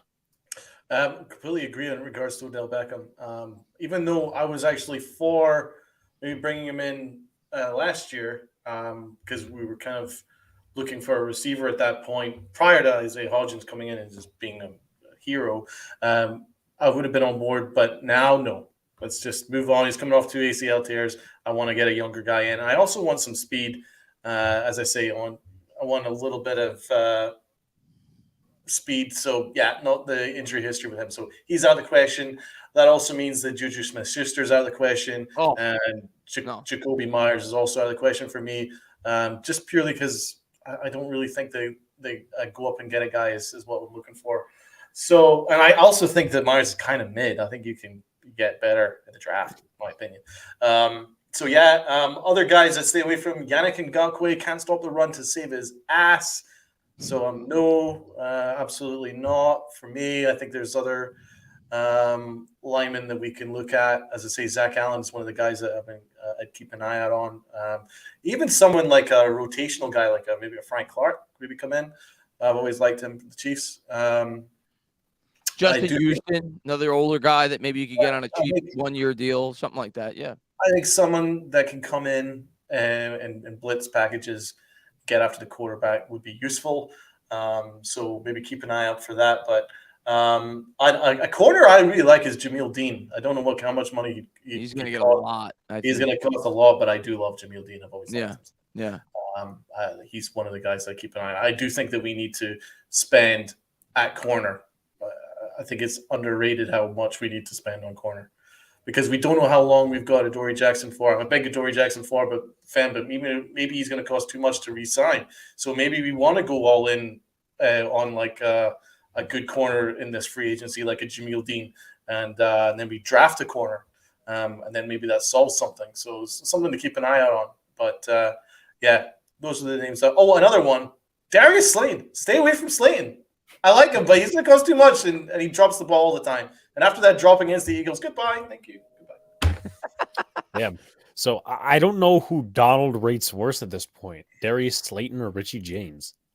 Oh, I can't stand Richie James. Like, I cannot stand him. Like, he's got to go. You got to go. I prefer Slayton to him. Well, he does a little bit more, but I think Richie James is back I think he could be back for too. like $2.5 million or something. I could see it. I'm just saying, Donald, don't kill the messenger. But one more name I'm going to throw out there. First of all, Ryan Dunleavy. He threw out 2 predictions for the Giants. I don't remember the second one, but he said one of the predictions that he thinks the Giants will sign. I don't think they're going this route. I think it's very much against the odds. Dalton Schultz. I hope not. I mean, I would love to sign him just to troll Cowboys fans, but after like 20 minutes, I would be upset. Yeah, he's gonna have a pretty big market. I mean, he's the number 1 tight end in free agency. We've seen these tight ends make a lot. Like Austin Hooper got a big contract. Remember that when he was I don't want to be giving big bucks to a tight end. We gave Kyle Rudolph $8 million a year. Dalton Schultz, of course, more than that. So, like, please, no. I think that'd be a bad idea. Literally, the tight ends are like 10 deep in the draft of starting level tight ends. I don't get paying a tight end in free agency at all, to be honest. Walking tight end, like in the island of Fabian Moreau. I don't believe in. I don't think we need to sign any tight ends in free agency, only because we can draft a tight end if we want to add a tight end. We can draft a well-rounded tight end. We can draft a receiving tight end. We can draft whatever kind of tight end we want because it's just that deep of a class. And then we already have a two-way guy. He can block. He can catch. He's not a high-end receiver, but he's probably what you want out of a tight end, exactly in this offense. Yeah, definitely. Shouts to the 130 plus in the chat, by the way. Great audience tonight. Get those subs up. How many subs you need? Yeah, get them to it. We are 24 away from the 1K mark. Let's hit 1K today. Let's get him to 1K. I'm going to tweet out this. I'm tweeting out the stream now. I got to meet Alex a few times. He's a great guy. So get him up to 1K. Yes, thank you. Another name I'm going to throw out there. This was rumored from Mike Garafolo, and I don't know how you guys feel about it. I don't know how much you know about this certain player, and I don't know what technique he plays. Marcus Davenport was listed as possibly being a Giant, interested wise. Anyone have thoughts on that? I love that. I would love that. I like him. I would love it, but not for what his reported market is. His market, according to Spot Track, and I this can't be accurate, but according to Spot Track, they projected to make $22 million a year. I'm not doing that. So yeah, if he's like a $9 million player, sure. I'd like him, but not if that's his market. I don't think that will be his market. But when I saw that, I was like, "Are you kidding me?" So we'll see. But there were rumors that the Giants were at least loosely interested in him. I heard that. Yeah, hopefully that's not his market, and if that's otherwise, if they pay him that, I'm gonna start. Spot Track is nonsense anyway. They said Daniel Jones's market was $25 million a year. He got 40. So it doesn't mean what they don't. That was the dumbest thing. Like that narrative. I'm sorry for anybody that was saying it. I don't mean to call people dumb, but to honestly think that Daniel Jones is going to sit down and sign a contract paying him $25 million a year when he just has to sit back and do nothing and he'll get franchised for $30 million, like 32. Why would he exactly for 32? And then if worst case scenario he gets 29, why would Daniel Jones sign a 24? This is not 2012. We're in 2023. There was a mid-level contract for starting level quarterbacks. It was in the mid-30s. Yeah, all of the mid-tier quarterbacks were getting paid mid-30s. When you look and at this up year, it goes up every single year. So he got paid middle-class quarterback money. That is the dumbest narrative that I just saw getting pushed. I get it though, Diggy, because people see the dollars and they're like, "Oh my god!" And if Aaron Rodgers is making $50 million a year, and someone else is making 30-something million a year, how is that top-tier quarterback money? And people don't put it in context either because you hear the media. ESPN says, oh, the Giants just paid Daniel Jones the same contract that Dak got. Well, yeah, okay. Dak got that contract in 3 years ago. When the salary cap was like 190, not 225, and that was after they franchise tagged him. So it's apples and oranges. Like when he signed that contract, it was like 22% of the cap. When Jones signed it, it was like 16% of the cap. So it's apples and oranges. Like people are thinking back to 2012, where you could sign a quarterback that you thought was mid-level for $18 million a year. That's just not reality anymore. It's just not the same. You can't just keep the same market. That's like saying that I can go out and buy a Mustang for $18,000 a year, brand new, because it was $18,000 a year in the 60s. Like, yeah. And I see Coach Dave. That's why we should have paid him in the mid-30s. We did. The contract worked out to be 37.5. The fourth year is irrelevant. They're either going to extend him after 3 years or they're going to cut him.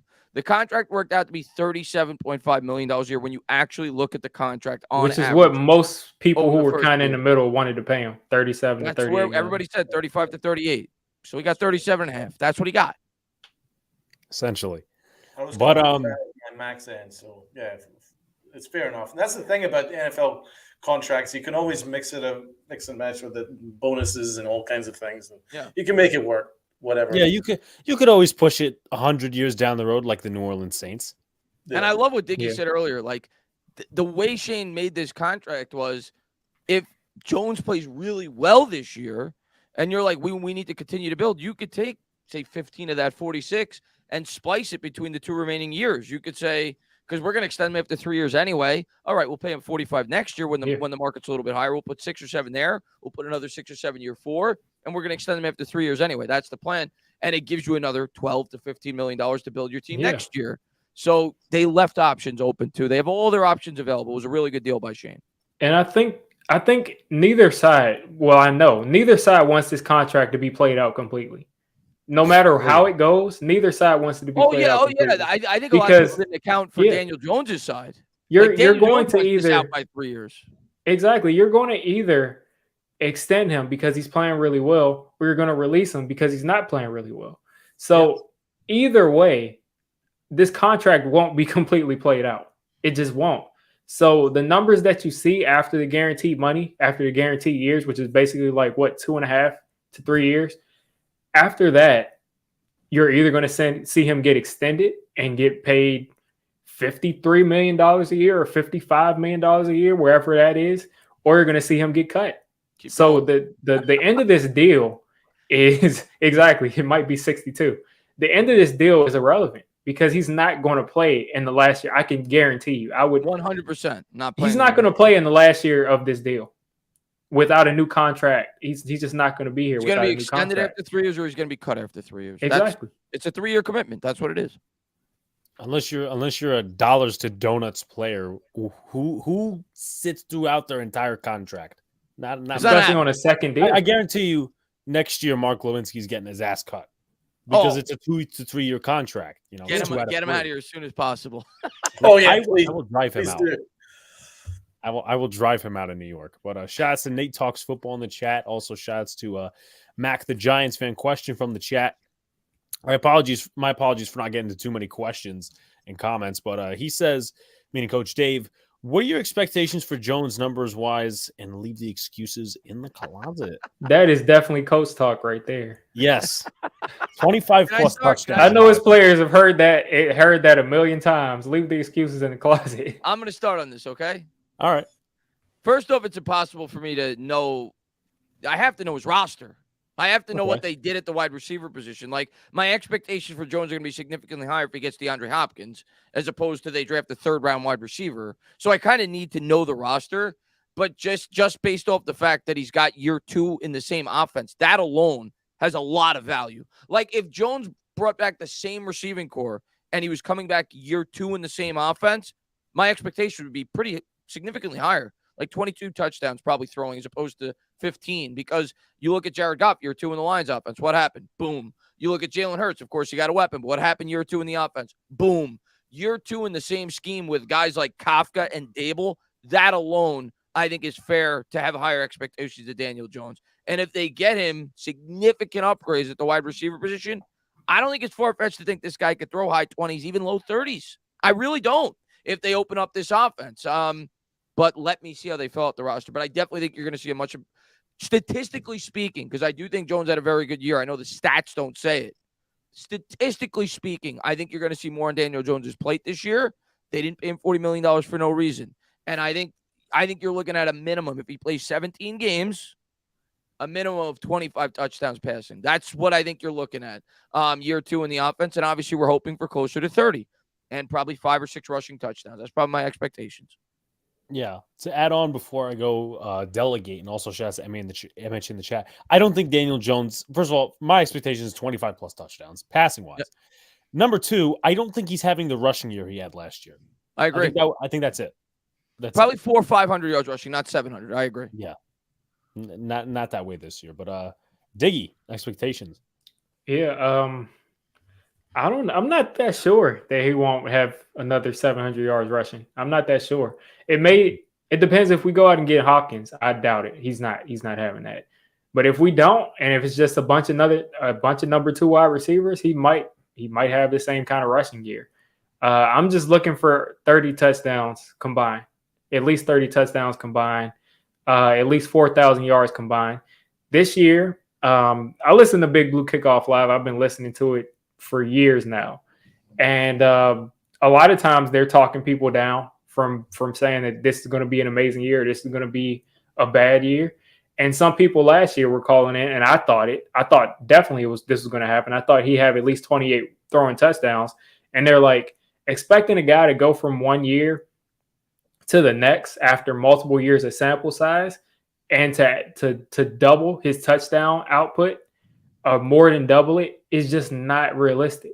So I'm expecting something that I think is pretty simple. He went from 12 touchdowns to 15, or I don't know what his total was. Maybe 14 total touchdowns to 24.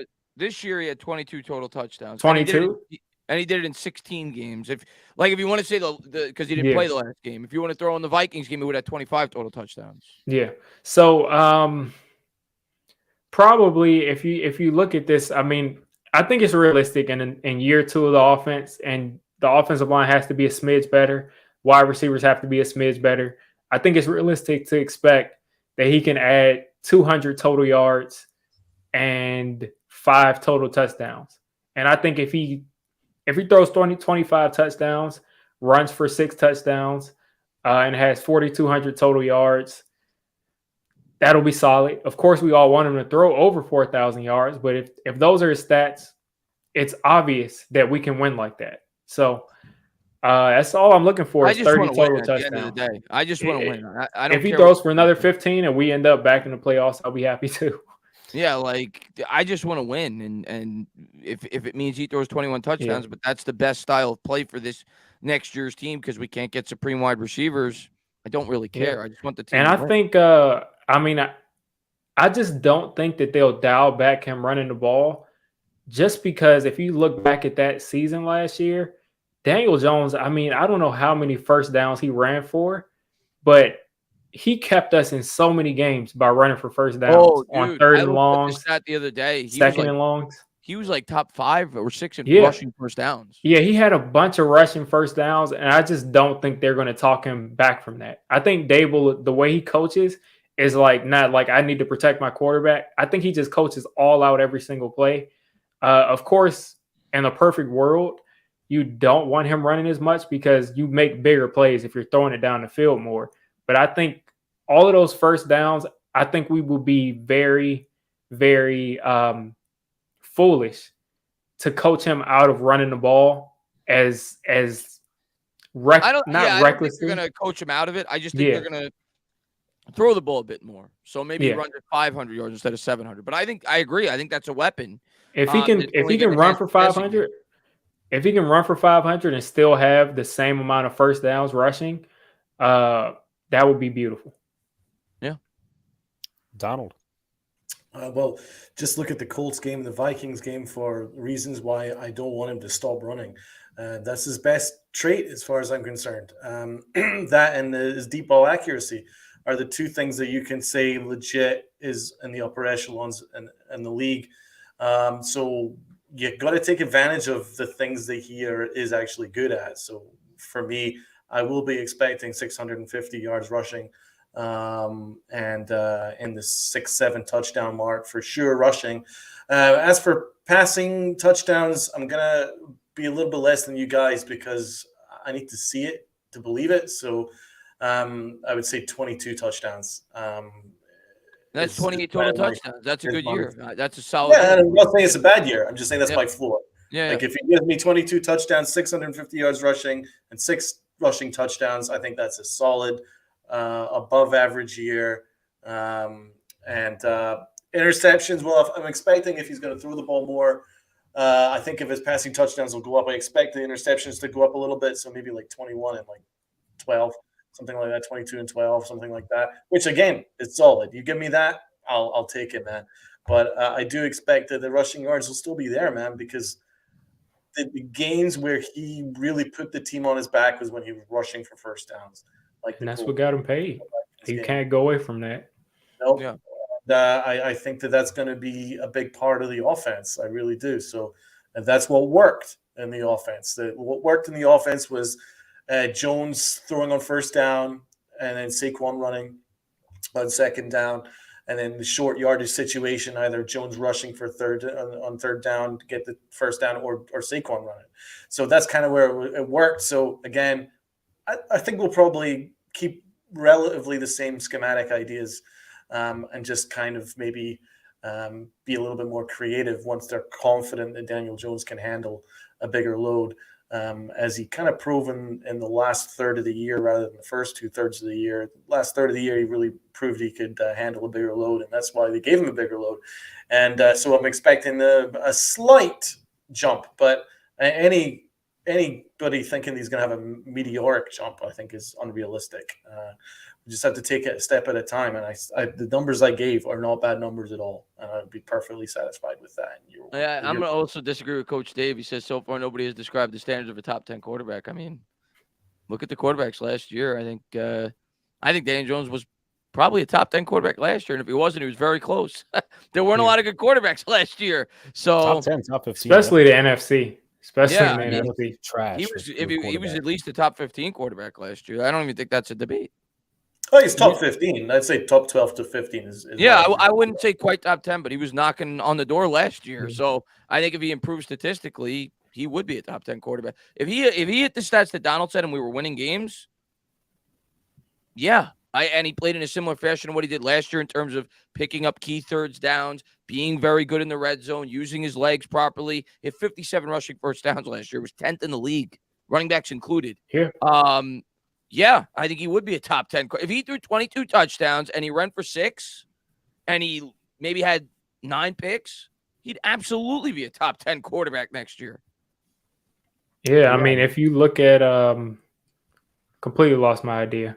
But I saw a comment in here. I thought it was interesting that Denzel left, where he said, "Can we just draft a bruiser running back behind Barkley?"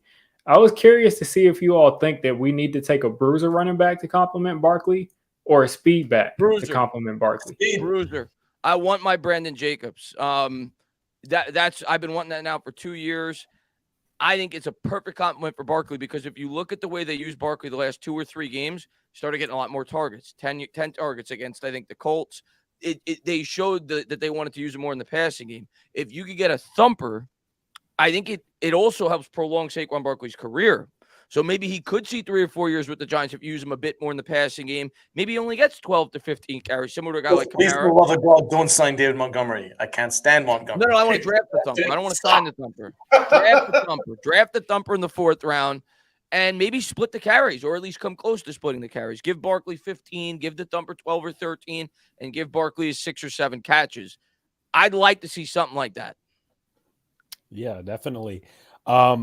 Before I answer Diggy's question, shouts to Kid Blue in the chat. He says road to 1K, and I know Dash brought it up earlier. Now we're 16 away, so maybe we could get there tonight. Maybe we could get there. And then also shouts to Matt Riley. To answer the bruiser running back question, I think I would go with a bruiser. If I'm not mistaken, I haven't done my full research, but I think Chris Rodriguez out of Kentucky he might identify as that. I was doing a mock draft earlier. I'm like, yeah, that kind of fits the bill. But like Gary Brightwell probably had his best season last year, so he's not going to get it done. Matt Breed, I mean, you could re-sign him, but I don't know. The running back position is going to be underratedly interesting, definitely. Get like that AJ Dillon type of back this year. Yes. He's good. He's really good. Fits the bill 100%. I think Zach Charbonnet is the perfect complement to Saquon Barkley. He's a guy that's a bruiser, that's like a one-cut back, but that's a tough runner and never goes down on the first tackle. Incredible contact balance. And then he's also a guy that can sort of hit the home run. He can have those 25-plus yard carries. Yeah, so Duran says, I want the Brian Robinson type of back. Perfect. That's what I think that's Zach Charbonnet. Yeah.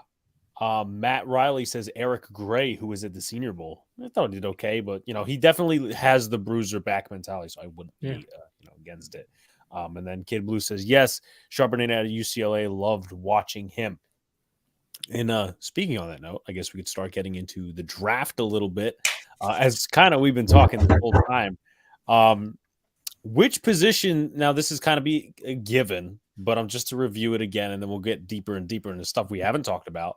Positions that need to be assessed the most with premium picks. I'm going to start with Tana. Again, it's very hard to say this before I see free agency, because if they sign a linebacker, well, then that's kind of goes to the back burner. If they sign a high price linebacker, and I think they're gonna, so I'm gonna bake that in. I think we're gonna sign a starting linebacker, a very good linebacker in free agency. I think that will be the one position we spend money on. So if they do that, if I'm right, I think it's wide receiver, I think it's corner, I think it's interior offensive line, and I think it's defensive line. I think we really need the ball. Like, if you look at the Dallas Cowboys and the Philadelphia Eagles, ignore every other game this year, because at the end of the day, we got to compete from within the division.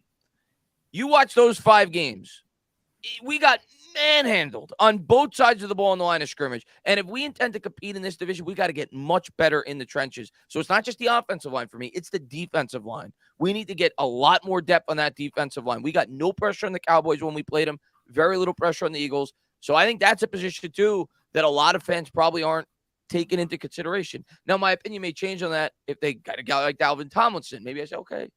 But if they don't do that, I think that's a need as well. So I think those are my 4 areas. Both lines, wide receiver, and a corner. All right. Michael with a comment. He says, side note, this is a fun live stream. It's great to hear Giant fans have a... And, of course, my mic unplugs it at the moment. It's great to have, thumbs down me. It's great to hear Giant fans have a real talk about the team, not typical talking heads who clearly don't watch the games. I agree. Salute, my man. Salute. Thank you so much. Donald, which position should be assessed with premium picks? Well, yeah. So as Entertainer says there, you have to bake in the idea that I'm expecting inside linebacker to be the main priority in free agency. So I want my first round to either be corner or wide receiver, probably wide receiver. And if you're going to pay DJ, you probably need to give him a wide receiver, especially considering there's not really any receivers in free agency that you want to spend big on at all. So I prioritize that, prioritize corner. I'd prioritize off-ball linebacker, maybe in the mid-rounds. I think you can get that. We've got 11 picks to choose from, baby. But it's a really deep draft for tight ends and interior offensive linemen. So I really like Steve Avila. There's some really good guards that I really like. You could even go and get my guy, Ocean Torrance, Florida dude, the guard. Maybe get him in the first round. Maybe get Tank Dell in the second round if you're lucky. There's a couple of ways you can do it, but those are the kind of names that are kind of jumping out at me right now.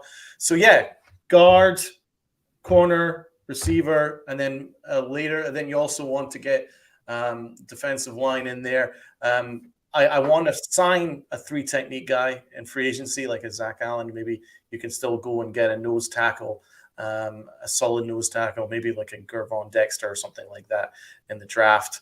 I like Gervon Dexter. I'm a Florida Gators fan, so I'm going to root for my Florida guys. But I think he's really good. I think he'd be useful for the Giants, actually. You must have liked the Tony pick then. Yeah, well, I wasn't actually that wild about it because I didn't think he would be a fit for the Giants, and I was right. I think Gervon would be a good 3-tech guy or a good nose guy. I think you can move him around the D line. I think that's someone that the Giants should consider. But there's also some solid ones later on in the draft too. You can maybe get a decent running back in there.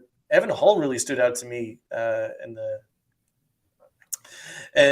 So he's another one. So yeah, there's a lot of guys I can go for. As I say, I really love this draft. It's deep. There's a lot of good guys, but we need to hit on it because we didn't necessarily hit on last year's draft. Everybody got hurt. The one guy you can be 100% solid on is Kayvon, and then maybe Bellinger, maybe Belton. But as I say, it was an iffy draft. I still believe in Evan Neal, but he might turn out to be a guard. I don't know. Right guard. We'll see if he can handle right tackle next year. But we definitely need to hit this year. We need to really hit this year.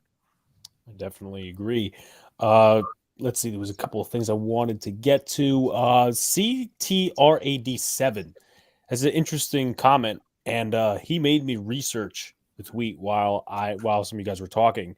U Stadium says they spoke with an agent, a few top free agents, and the question posed was, who is the most aggressive so far?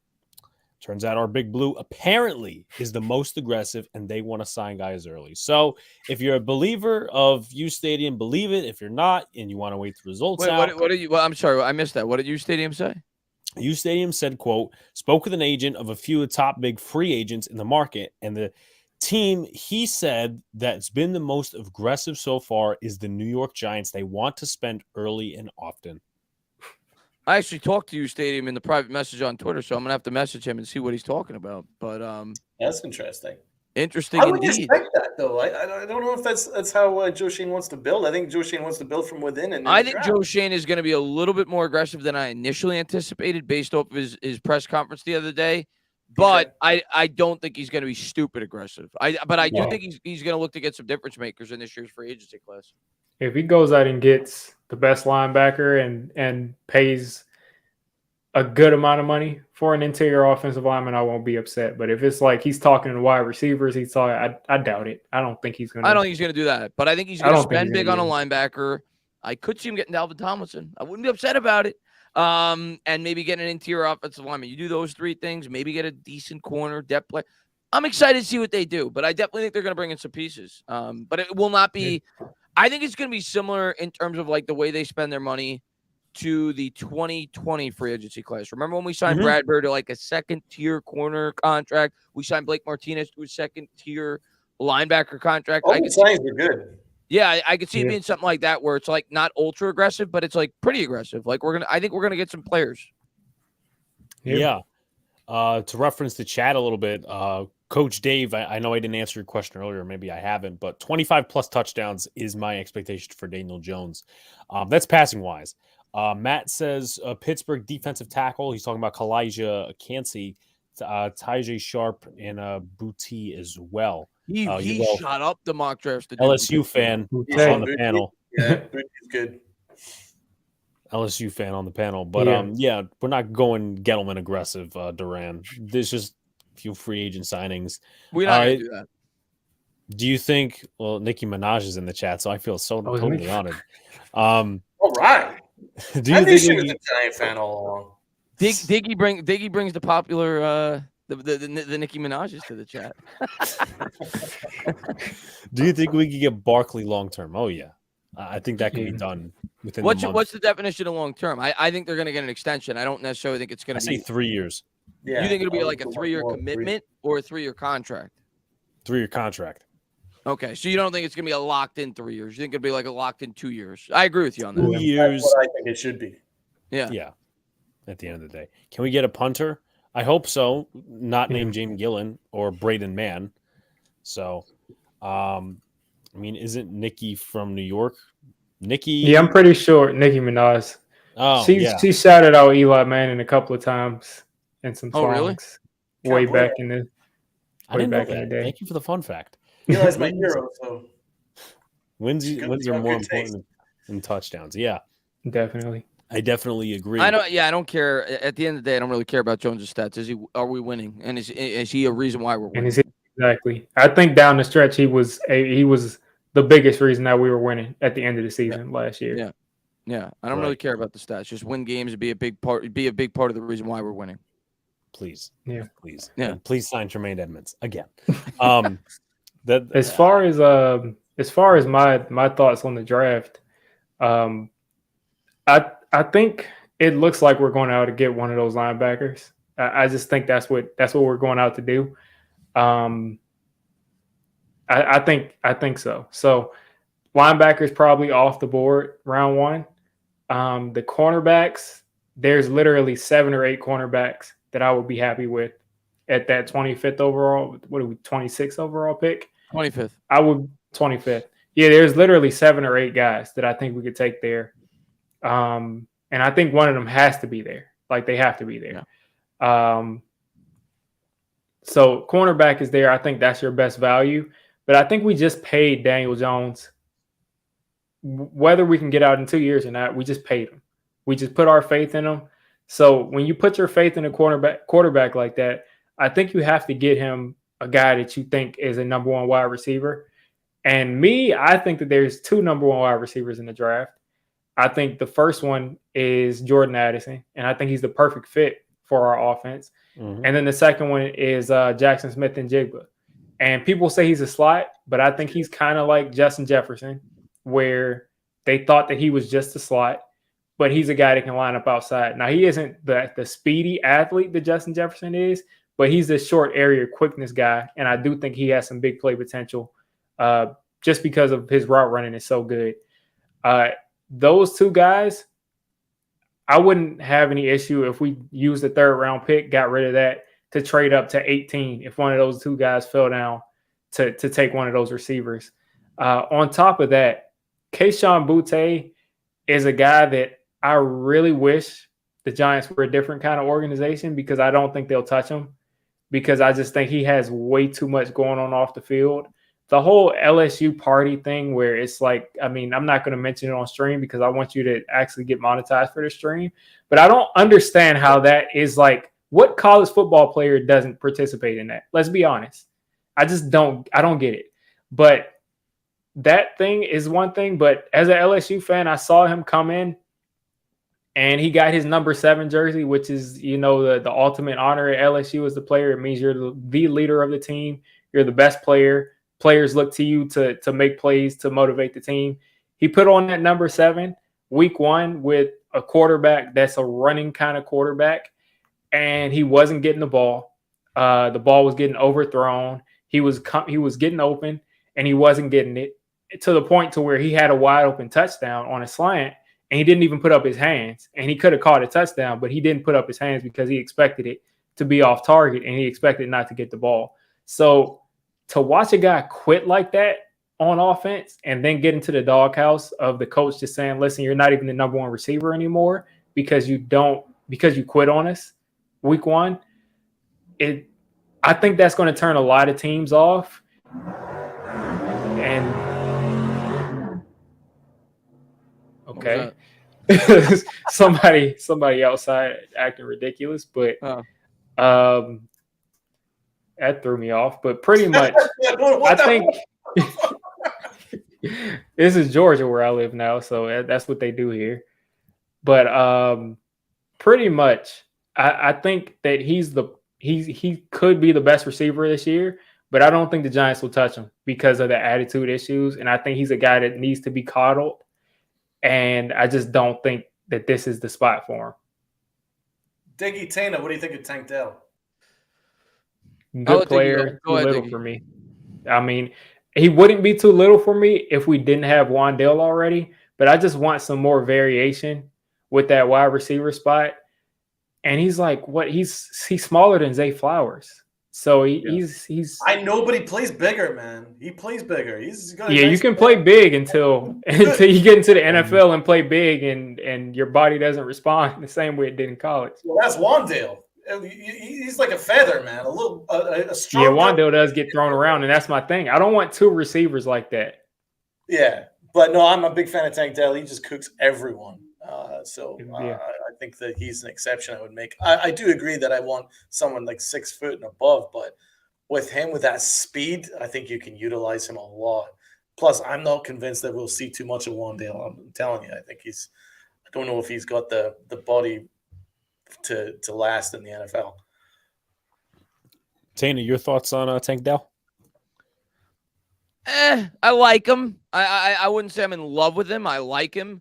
Some of like the round 2 and 3 wide receivers that I like Cedric Tillman. I think he's started to move up boards a little bit out of Tennessee. I like him. One guy I don't like is Rice. I've seen a lot of Giants fans talk about Rice. From what I've seen of it with him on film, the guy doesn't create any separation at all. So I'm not really a fan of his. I've seen a lot of Giants fans say that they want him as a round 2 target. This guy doesn't really fit the mold of what Joe Shane has talked about that he wants in a wide receiver, but I like him. Not to say that I think he's going to reach this level, but he kind of reminds me of the play style of a guy like Debo. I like Mingo out of Ole Miss. I like him, but I don't know if he's the type of wide receiver that we would target, but he's 6'2", he's big. I like him. He's kind of like a physical wide receiver. So he's a guy that I like that is more in like that round 2, round 3 area. I like a lot of the guys that Diggy mentioned. I like Jordan Addison, and I do think it's possible he could fall to where we're picking, especially after he kind of had a little bit of an underwhelming combine. He ran a 4.49. People were kind of expecting lower 4.4s or mid 4.4s. Maybe that'll drop him a couple of picks. Maybe we could get him. Smith and Jigba, you worry about because of the injuries. But again, a guy that, I'd be very happy if we're able to get him. Hyatt, I like, but I don't like him in the first round. No, I don't like him in the first round either. He'll be gone in the beginning of the second round, probably. Yeah, so I don't like him then because I don't want to take him at 25. He's got straight line speed. He's a burner, but I prefer Zay Flowers to him. And I know like Zay Flowers is similar to Wandale, and you guys were saying that, but I do feel like he'd fit this offense relatively well.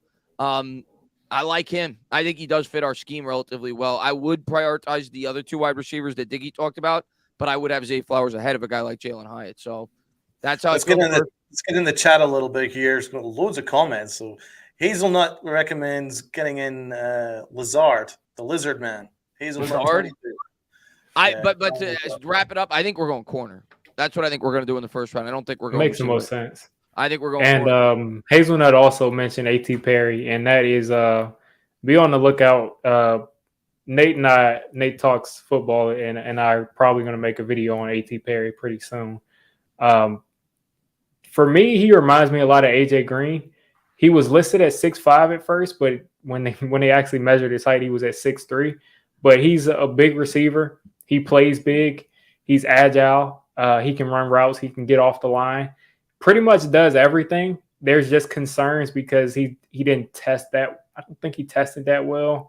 There are some concerns just because he's a big receiver about his change of direction. But if you look at the tape, he is a complete monster. And like I said, when I watch him play, it reminds me of AJ Green. So if we can get that dude in the second round, he's to me a sleeper guy that you take in the second round that can be a number 1 wide receiver.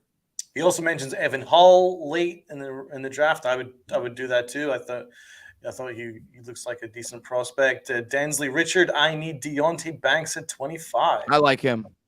Yeah. I like Deontay Banks out of Maryland. Yeah, I like him. He fits our defense very well too. He's press corner. That's the thing. All these corners at the top of this draft, they're press corners. I think that a lot of them anyway. Even the dude from Georgia, what's his name? Kelly Ringo. Yeah, Ringo. He fits our scheme. That dude is so talented. I was streaming about a month ago, and I was just kind of just like watching film on stream. And Ringo had a play where he ran 40 yards from the other side of the field to run somebody down. It was completely ridiculous. Yeah. And he's like 210 pounds and 6'2". So if we believe in Jerome Henderson the way that I think we do, I think you cannot sleep on taking him at 25 because he's got all the physical tools. I had him in my first mock. I had them taking Ringo because I think, but his technique is awful. So he's going to need a lot of help. Yeah.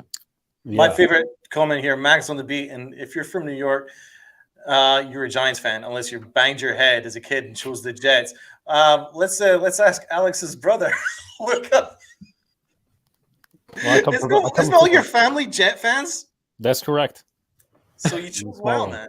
You chose well. I chose a smart route. Two other guys that are brought up, and I want to get into guys that I had one choice. My grandfather, growing up in White Plains, he's like, "You're a Giant fan." I'm like, "Of course I am." Like, there's no question about it. Paid off, hasn't it? To this point, it has. Kind of. So Matt Riley, Eli's numbers early on weren't the best, but we were winning, so it doesn't matter. Wash your mouth out with Listerine. Never, ever, ever compare Eli Manning to DJ. Please, thank you. Coach Dave, I don't have faith in him. Yeah, Coach Dave actually goes after some of us in the chat here. You're saying you don't care about the stats is the beginning of the excuses. He needs to put up numbers. So what do you say to that, Tina? Debate in the chat, or at least was. What in regards to Daniel Jones? Yeah. So the stats and the roster and the quote unquote excuses and all that. Don't care about stats. It's not excuses. Stats are misleading half the time. It's like what's his name? The dude that's now on the Eagles. When he was with the Jaguars, he put up great stats. What did it mean? The quarterback, the backup quarterback for the Eagles now. Minshew. Stats are misleading. A lot of times it's playing catch up ball. It's based off your style of play too. So like, if the Daboll doesn't care about his stats. If he wants to be an opened up offense, Daniel Jones will put up more stats. Let's get some wide receivers so we can open up the offense. If Evan Neal matures as a blocker on the right side, you will see us throw the ball more. I promise you. They didn't pay him $40 million for him not to throw the ball, but they got to fix the overall offensive side of the ball. The offensive line needs to mature. We need to get more weapons, and you will see us open up the offense. Are we going to be the Chiefs? No. Giants are never going to be the Chiefs. That's not going to be their style of football. It's just not. We're not going to go out there and throw the ball 65% of the time. But do I think we're going to be a more Patrick Mahomes? Yeah, one of them. Do I think we're going to be a more open offense? Absolutely. Do I think Jones is good? I think I'd be surprised if Jones plays 70 games. I'd be very surprised if he's not in that at least 700, 3,800 yards passing. I think we're going to throw the ball more this year. I really do. The Giants in Daniel Jones' last two starts, they put up over 30 points. In his last two starts outside of the Eagle game, they put up 30 points. They hadn't put up 30 points in 2 years under Joe Judge. The defense had a touchdown in the 30-point game. And that was the last. We dismissed the Eagle game. I was concerned by some things from him in the Eagles game. I think I just think our overall team was just completely outmatched. I know some people say, like, you guys are making excuses for Daniel Jones and only, like, paying attention to, like, his last couple of good games. But I just think, like, if not to say that he's earned this, but we saw Patrick Mahomes go out and basically get blown out in the second half by Joe Burrow last year. And no one said, like, he choked in the play. Well, people did. Let me stop saying that. But no one said that, like, he's not a good player anymore. I think you have to look at that last part of the season as a whole. And he played like the top 10 quarterback a lot more than he played like the quarterback in Philly. And I just think that entire team got blown off the field.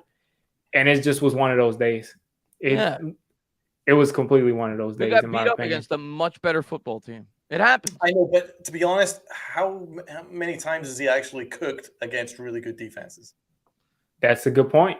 That's what we're waiting to see next year. That's what I want to see. And I'm not criticizing. Listen, once we've extended him, I'm all on board.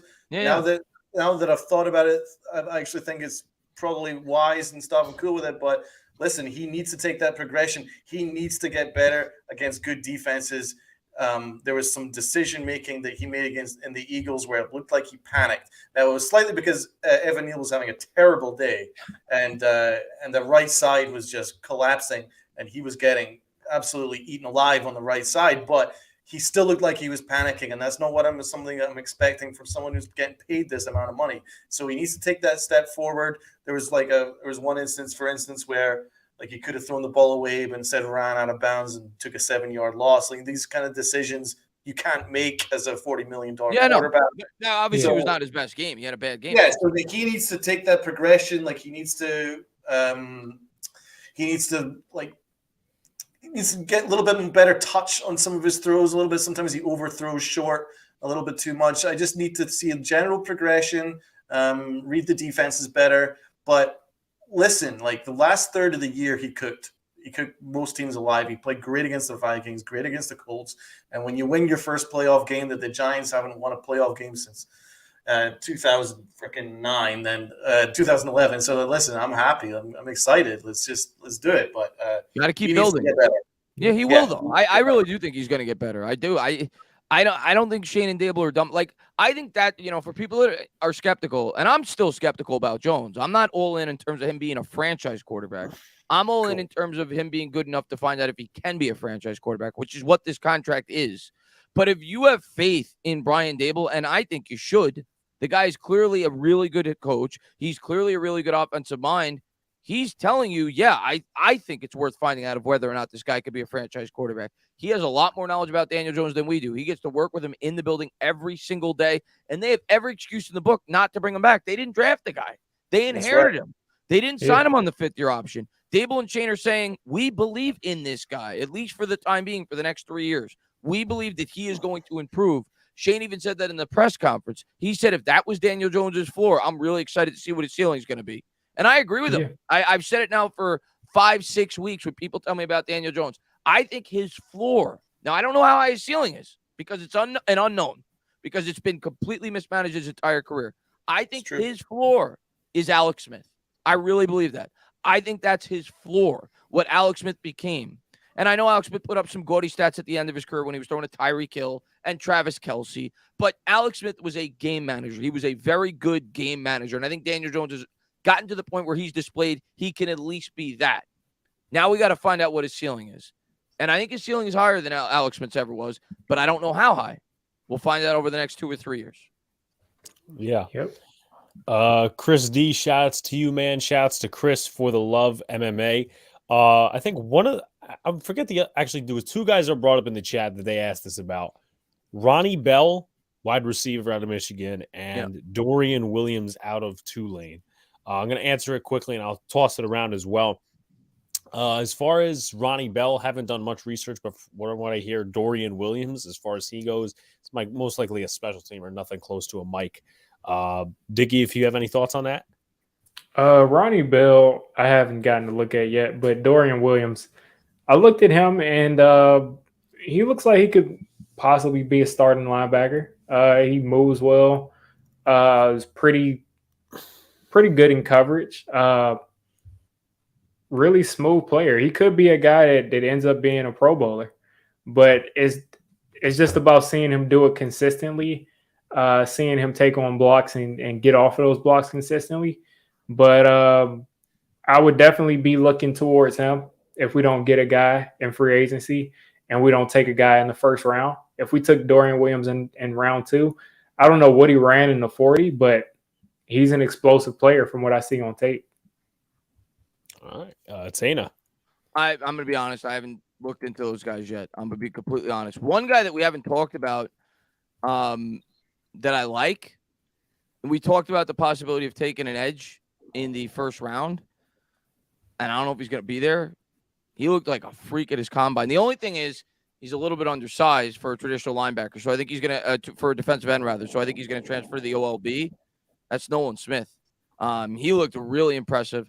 He's a guy that I'm like, maybe. At 25, I wouldn't be shocked if they go there. I also I think it's pronounced, what is it, you guys, Breezy, is it pronounced? The interior defensive lineman from Brian Breezy. Yeah, Brian, from Clemson. Yeah. If we don't attack the interior defensive line in free agency, if he fell to us, I've watched a good amount on him. Wouldn't be upset if we took him either. Yeah, just he's going top 15, I think.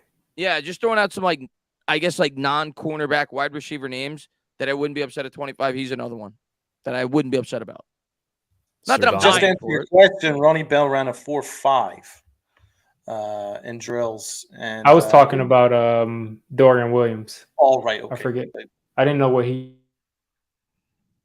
I'll find that out for you. Yeah, Matt says he likes the USC edge a lot. Tuli, I can't pronounce his last name. I know who you're talking about, though. Respectfully, Matt.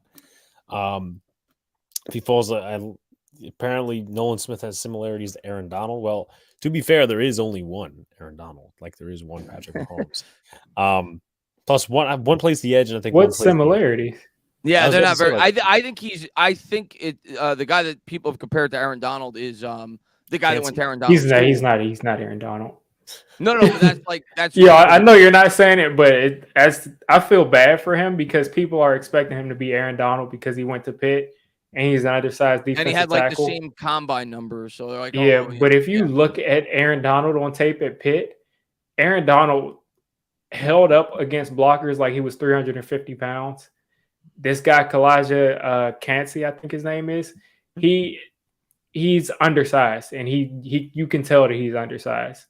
If you use him in a rotation, which we would use him for, which would be great for us, then he's going to be good. But at least where he is now, maybe he gets stronger, but he is not anywhere close to Aaron Donald, because what makes him so amazing is that Aaron Donald has that speed and quickness, and he has the hand placement and the technique, and he also has power of like Dexter Lawrence or something. So that's not Aaron Donald there.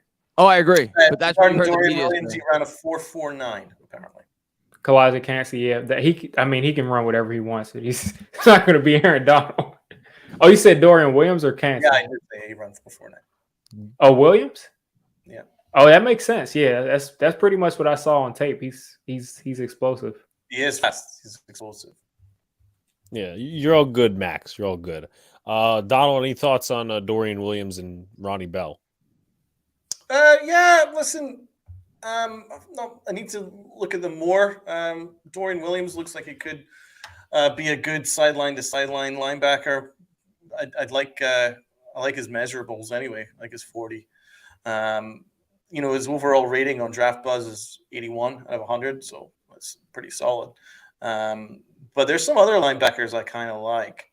What about Jack Campbell? He had a pretty good combine. Jack Campbell is one of them. He's a really good college Jack player. Campbell is so Drew underrated. Sanders is another one I quite like. There's some decent names out there. If the Giants did not get, and even if they, we have more needs, but if the Giants did not get a Mike this free agency, he is my top 1 to 2 target in the draft. Jack Campbell. That's how much I he was great. Jack Campbell is really good in coverage. Really good in coverage. And he's a thumper too. So yeah. Soul Brother #1 says y'all should do this once a month. Well, if it's not me doing it, trust me, we got some great content creators all around here. And even in the chat as well. I saw Big Dash, I saw Kid Blue. So Big Dash right on cue. All these different guys. There you go. They're great. We appreciate you guys. I definitely want to have more of you guys on the channel now that we got more to talk about, because it was kind of like it was just getting redundant. Like all we would talk about is Daniel Jones. I'm so glad that we can move on from that now. Like once free agency's like concluded, I want to have a lot more content creators on, talk about, recap free agency, get into the draft. So I definitely want to do more stuff like this on my channel also. But always more than willing to work with anybody, as long as they're not jerks. Oh yeah, of course. I don't think I fall into that category. Maybe. Oh, you're awesome. I met you in person. You're great. Well, thank you. But what are some, before we get to gems, what are some players you would stay away from with premium picks? You mean first round? Obviously, premium's first round. First, second round. I want to look over the players. I would say tight end off the bat. Oh, you're just talking about position. Position, player. I'm not taking Bijan Robinson. Get that out of here. I don't want to take him. I don't want to take a tight end. Nope. I don't want to take a linebacker in the first because, like I said, I think we're signing one. So I don't want to take a linebacker in the first. I'd be okay with taking one in the second, even if we sign one, but probably still wouldn't want to take one there. Safety. Don't want to take a safety early. I want our early picks to be first round pick. I want it to be either on either side of the line or a corner or wide receiver. That's what I want. And I think it's going to be a corner or wide receiver. But if it's an offensive lineman or an interior defensive lineman, I'm okay with that, or an edge rusher. Yeah. But ideally, I think it should be a wide receiver or corner, just based off the value and what we need. Okay. Diggy? Yeah, pretty much to echo the same thing. I'm not taking I was actually kind of thinking deeply about it if Saquon did move on, and I don't think we touched on that, and it may have been an error on the Giants page, but I'm pretty sure that I saw the Giants when they posted it that Saquon has the non-exclusive tag. Now, maybe they made a mistake. No, he does. And He they does have the non-exclusive tag. So there's still a chance that he's not here. It's a small chance because Very I don't small. think anyone's Very giving up 2 first-round picks. Yeah. But if for some reason Saquon isn't here and maybe we trade him for a 3rd-round pick and they don't have to give up that, I'm not going to tell you I'd be mad if we took Bijan Robinson. It would be ridiculous, but it wouldn't be number 2 ridiculous. No, I agree. If Saquon moved on, it's at least a possibility. I agree. Yeah. With that. Tight end, no, thank you. I don't see this coaching staff wanting to use 2 tight ends. I honestly am ready to go into 2023 with, maybe bringing in a blocking tight end, whether it be through the draft or the bottom of free agency, and really going in with Bellinger. And I'm even forgetting the guy's name, but I thought he showed some things to us. Myrick? The receiving guy. Oh. The guy who converted from receiver. Yeah, I liked him at the end of the year. I think those 2 are serviceable if we can improve the wide receiver core, which I think Wandale coming back improves it already. So I'm not drafting a tight end in the 1st or 2nd round. Now, Lawrence Cager. Yeah. If one of those tight ends fall to the 3rd round, which I know they'll be there, I wouldn't be mad if we took a guy, but I wouldn't take him first 2 rounds. Defensive tackle, as I start to think, I always forget about DJ Davidson, who looked really good at the beginning of the year for us. He was okay. And he's pretty good. A backup nose, and I think he's a good backup nose. So I don't want to take a nose tackle in the first 2 rounds. I just don't want to do that. If it's Kalijah Kancey as a rotational pass rusher, that's great. But I don't want to take a nose in the first 2 rounds. I just don't want to do that. Other than that, I think it's wide open. If you take a corner first 2 rounds, you can never be mad at your team taking a corner first 2 rounds, even if you have 4 starting corners. Same with edge player. Some people would be mad if we took an edge player round 1, but I don't think it's the optimal use, seeing how this draft looks of that 25th pick. But I wouldn't say it's irresponsible to take an edge player that high, because it's an edge and Azeez hasn't been able to stay healthy. When you look at offensive line, I don't want us to reach for an interior offensive lineman over a corner or another player that's a much better player than them.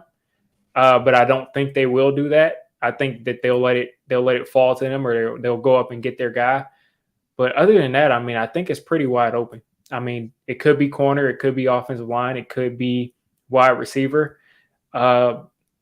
Even if we get Edmonds, maybe they want to switch things up a bit and they want to take another linebacker to complement them. But I don't think that would be the smartest thing. But I wouldn't be mad at it, because if we get Tremaine Edmonds, or if we get David Long, or whoever you think that we get, and then we draft a guy like Jack Campbell or Drew Sanders, I think we're drafting him with a plan.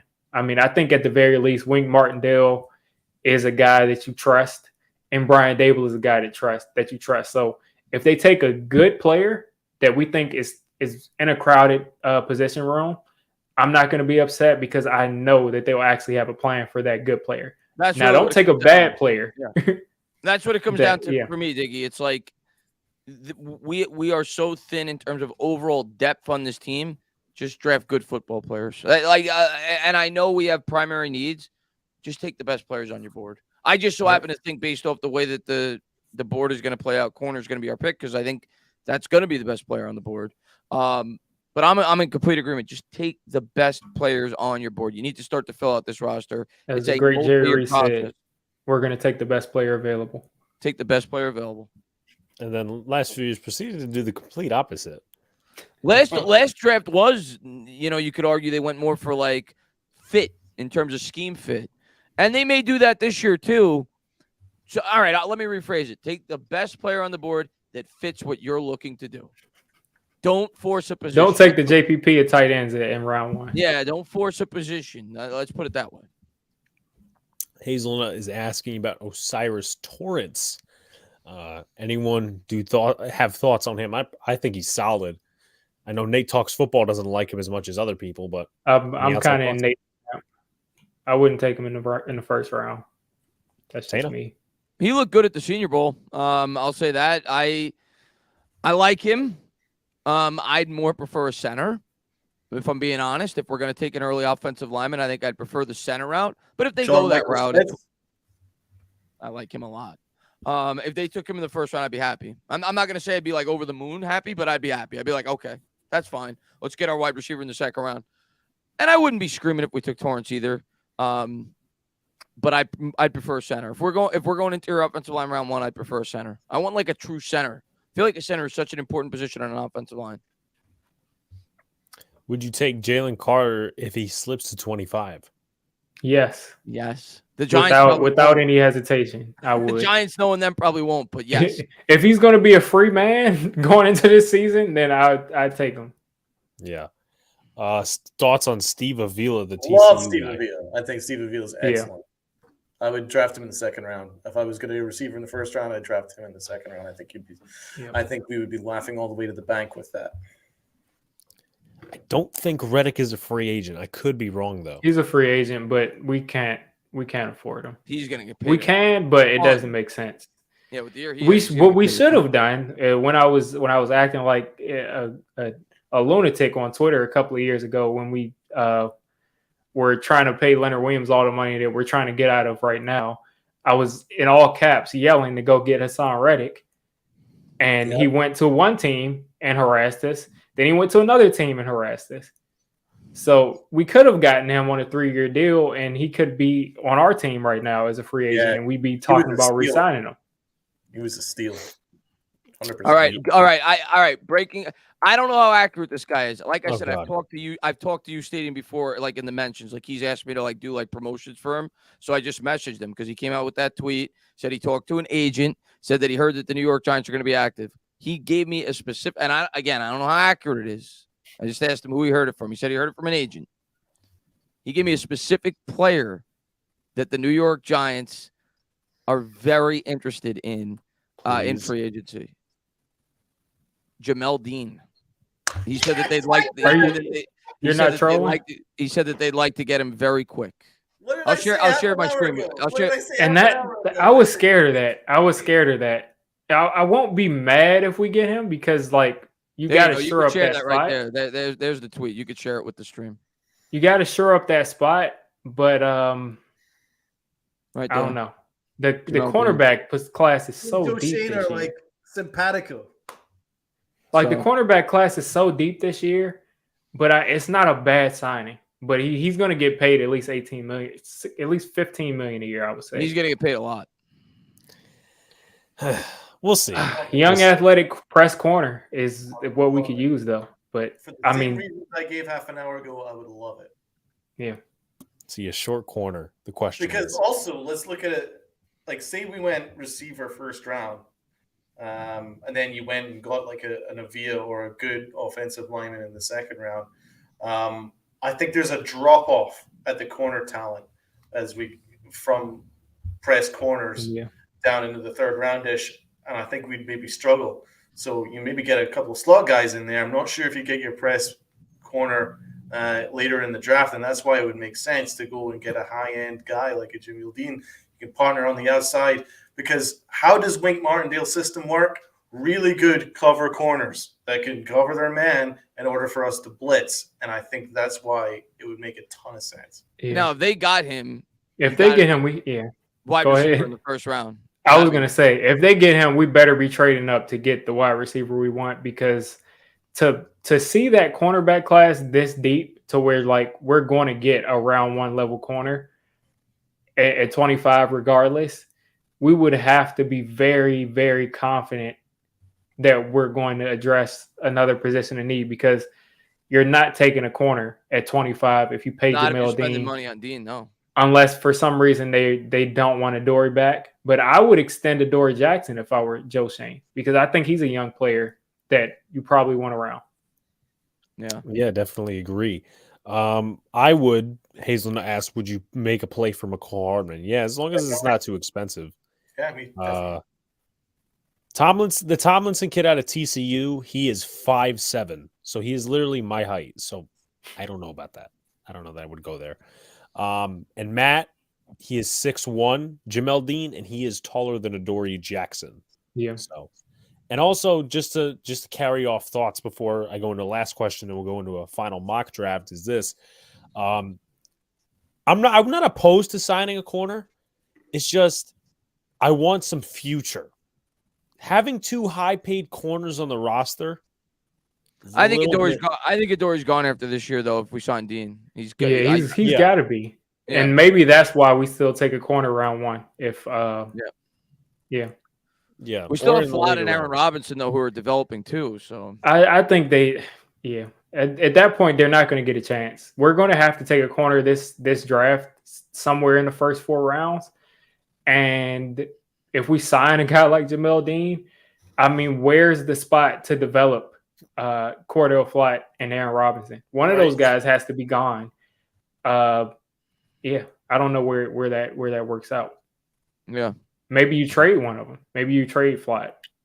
Well, I think Flott is more of a slot guy anyway. Flott the slot. I think Flott played the slot, and at LSU he played the slot really well. But in the NFL, Flott looked really good on the outside. I think bad he in the projects more as slot. an outside guy. I agree. He was bad in the slot in the NFL, and they're not going to start him at outside corner. So I don't know where he's going to play here. I think he's undersized outside, but he did match up very well towards the end of the year.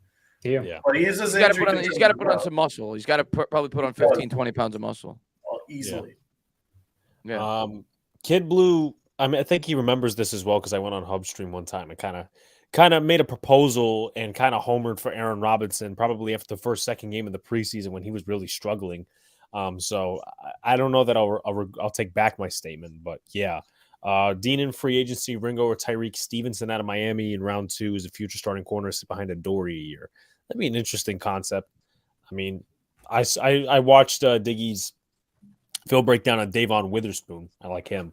But I haven't watched much of Stevenson though. So before we get into our mock draft, one player in the mid to late rounds you think is an absolute gem that fits our needs that should be a New York Giant. I'm going to start with Diggy.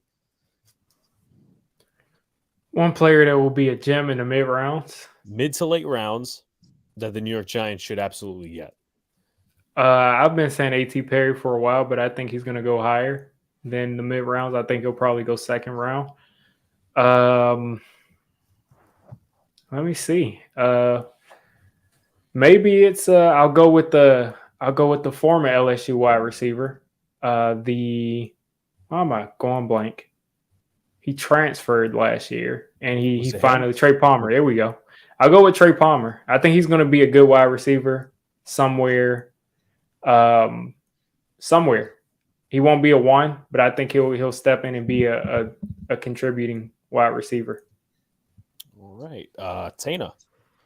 I've gone over a couple of guys. I haven't done a ton of research on the day 3 guys yet, so I want to give you a more educated answer. But what I'll say is in day 3, I don't know where he's projected to go, but I remember watching him out of TCU. I like Kendre Miller, the running back. I'm thinking day 3 guys, round 4, round 5.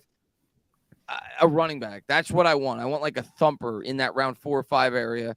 That's what I'm looking at. But I want to do more research in the day 3 guys, which I'm going to do a lot more after free agency. So I want to give a more educated answer before I start to give away my deep sleepers that I really like. So give me 2 or 3 weeks and I'll give you my answer. Of course.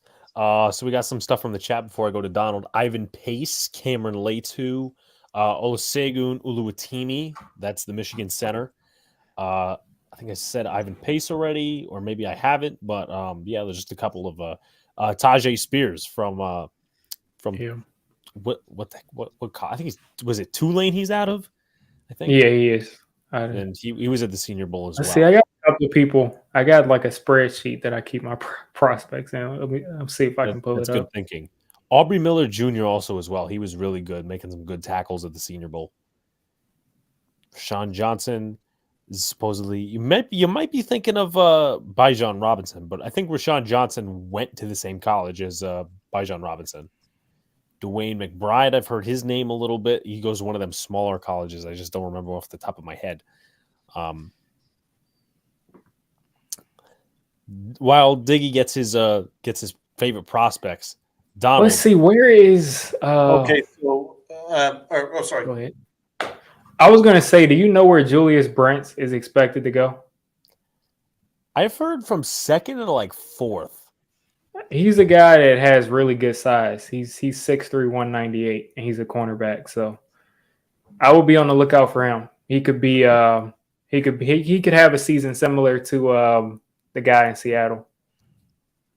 Kid Blue, are you feeling self-conscious about your height? I mean, Deuce Vaughn's like 5'6", 5'7". I'm not the tallest guy either, but he's a short guy, Deuce Vaughn. Second and third for Julius Brents, Tavian Thomas, Mohamed Ibrahim, Dallas Daniels, Darius Davis, all day 3 guys. Well, Woolen was 1. Yeah, well. Donald. So I'll be looking at the guard class. I think if you're looking in the mid rounds, I think you can look at Emil Ikiar, Andrew Voorhees, and Nick Broker. I quite like Emil Ikiar, Alabama guy, like 315 pounds, big mama. I like him. So Nick Broker's pretty good too. I quite like Nick Broker at Ole Miss. Other guys that I quite like, as I mentioned, Wiley, the tight end from Cincinnati. I like him. I think you could get him in the mid to late rounds. Another mid to late round guy, Owen Papo.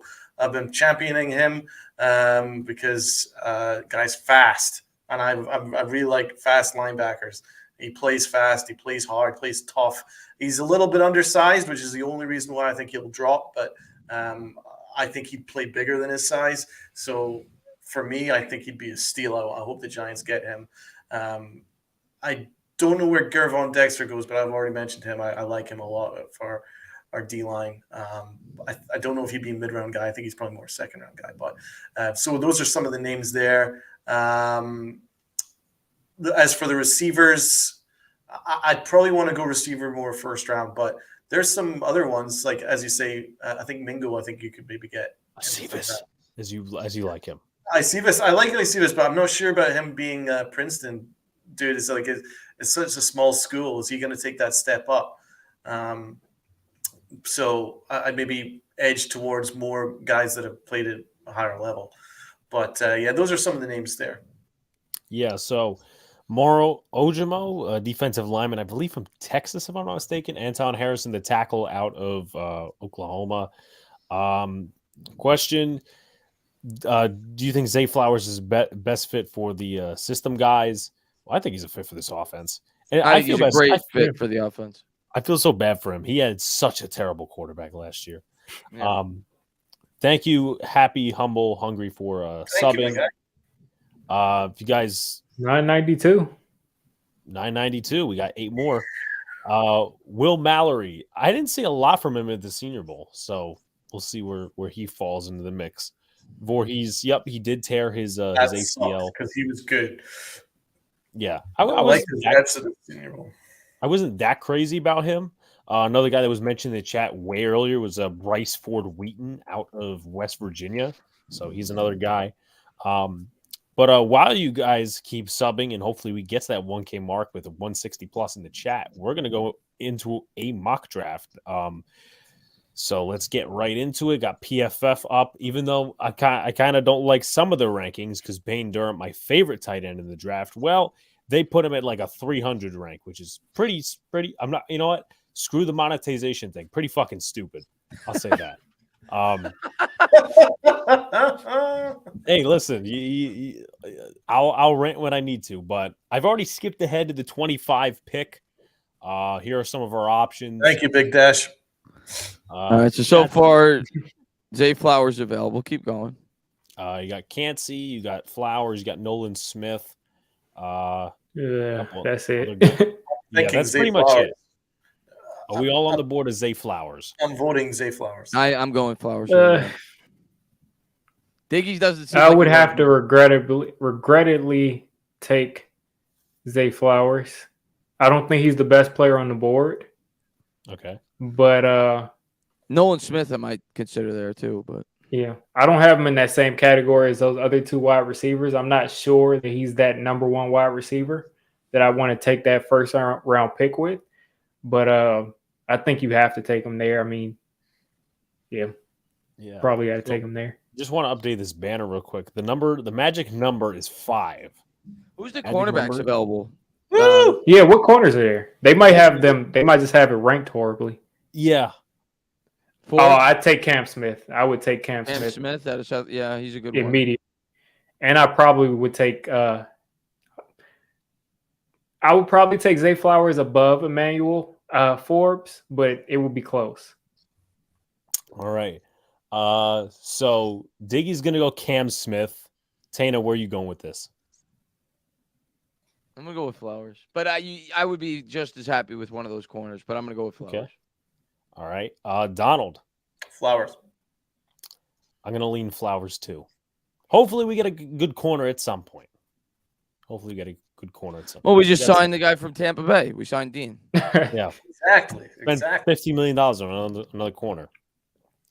All right, we got this. We're in the second round. What do you? I'm just curious because I know like Diggy's a big draft guy. What do you think of Tanner McKee? He Tanner kind of McKee. reminds me a little bit of Daniel Jones when I watch him at Stanford. Yeah, I mean, it's pretty much just a safe player, but it's not like He's not a superstar, but I actually he's a like guy him. that could probably be he's a guy that probably Not is that I going to want to go a lot draft him. I'm just higher. saying in general. What do you think of him? Yeah, he's a guy that probably is going to go a lot higher, but probably reminds me of a guy like the 49ers quarterback. I think he could do that Purdy. to start off. Yeah. If he goes to the right place. Yeah. So we got Tank Dell here. Oh man, damn it! I We love got that Cam guy. Smith. We can't go receivers for two rounds. Stevenson is still here. Okay. Diane Henley. Why- Oh yeah, take I don't mind Luke Whippler Luke Whippler. Yeah, Whippler rather. Yeah, he was think projected to be the Whippler- best center in this year's class. Yeah, At I would one take point. Whippler. Let's go with the Ohio State product. Man, we are already kicking ass and taking names here. Love it. Yes. I must say, though, Tank Dell is still there. Oh shit! Paul. PFF. I must say, I don't want to taint our progress, but our last Ohio State center was Billy Price. But we No didn't shot. draft him. Yeah. Right. It was the stupid Bengals. Anyway, here's some of our options. We got Tank Dell still on the board. I don't know what I think of Carl Brooks. I know he was at the Senior Bowl. A.T. Perry. I would take A.T. Perry. I don't think there's any problem with taking 2 wide receivers, and I think he will be the biggest body wide receiver we have.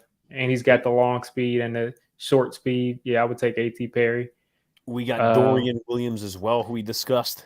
Tyler Scott is a I'm burner completely too. fine with taking 2 wide receivers, and if Perry's a taller guy, so he complements him well. I'm on board with that too. I would be okay with that. All right. Donald, would you be on board with A.T. Perry? I'm voting my man Tank all the way. Tank down, baby.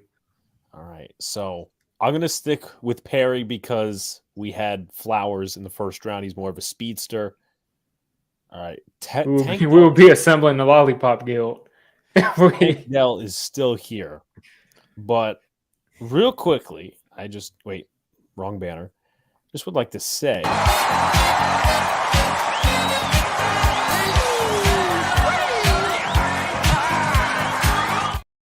Almost 3 years in the making, and we have hit 1,000 subscribers. Congratulations. I have to give it to my gentlemen down below, every single one of them, and also every single one in the chat. I'm not one for emotional speeches, and I don't want to take too long with this, but shout out to Diggy and Entertainer for popping on and promoting this, and also the guys in the chat as well. Big Dash, every single one of you, 170 in the chat, and Donald as well, part of the channel, making all this work. So. By the way, the meme that you just displayed is one of my favorite movies of all time. So I'm glad it made you happy. The Naked Gun, you can't go wrong with that, man. Yeah, Enrico Palazzo. Yes. But thank you all. Thank you so much to everyone in the chat. It means a lot. We work hard, but it's all worth it. Yeah, so I remember when I got my 1,000 subs, I was so happy. I was so excited. So I know you guys.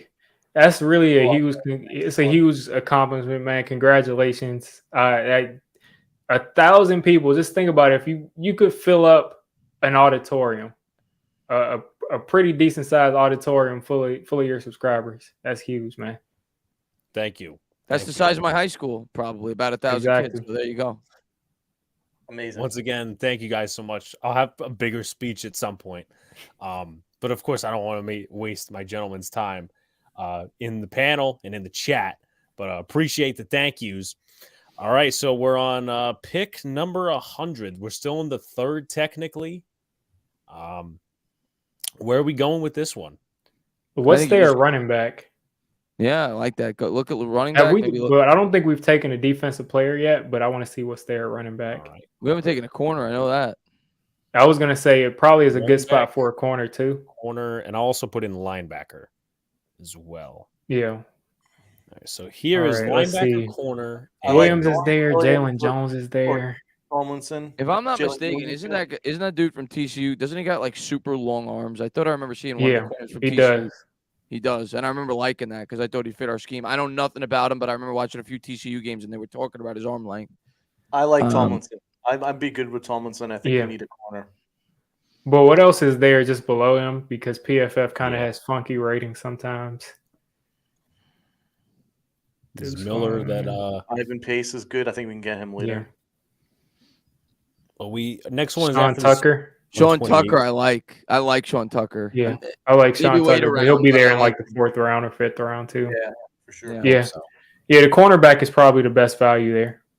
all right, so it is between Tomlinson, Jalen Jones. It's probably got to be Tomlinson. Are we on the board Yeah. for Tomlinson? Yeah, I like what I mean. I watched like 3 TCU games and he stood out to me when I watched them. So I liked him. So I remembered him. I'm like, this is a guy I might be interested I think in. it says the draft. Jalen Jones. I do like Jalen Jones too. I think Jalen Jones is good. Yeah. 5'7", but the long arm should make up for it. All right, so we got corner, we got This is corner, our- we got wide receiver, we got center. 4th round pick. Damn, Dorian Williams is still available, Yeah, I would take Dorian Williams right here. but there is Ujomo, the defensive lineman from Texas. That's true. I think Dorian Williams you might need to pick up here. Yeah, I think a nice. I think he's the best player on I the like board. taking a linebacker here. So yeah, I'm on board with that. I want to beef up this defense. We have so many picks. Yeah, 11 picks. 5 in the 7th round. All right, This is so my wet dream. I love the draft, baby. Let's see what we got. Ujomo is still available. That might be a good steal to get a defensive lineman. Yeah. Yeah, what else is there at defensive line? Ojomo probably looks like the best player, but what else is there at D-line? D line, Like interior D-line?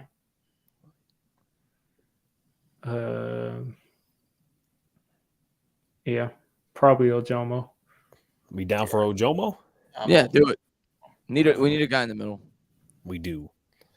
All right, This draft is going very, very well so far. let's hope they give us a good grade. All right, Maybe you want to look at All- one of those tight ends now, right? It's a Oh, deep yeah, tight maybe end it's class. maybe it's a tight end. tight end. I'm also going to put running back on the board too. All right, Muhammad Ibrahim is a good player. I like Ibrahim. Yeah, I like Ibrahim. Let's see. Leonard Taylor, Travis Dye is pretty good. Yeah, I like Dye. I've seen him. Evan Hall is there. you can get him later. Yeah, there's not. Not a ton of great tight ends here. Yeah, No. tight ends probably all went in the first 4 rounds. Yeah. What about offensive line? Let me look Yeah. at the interior.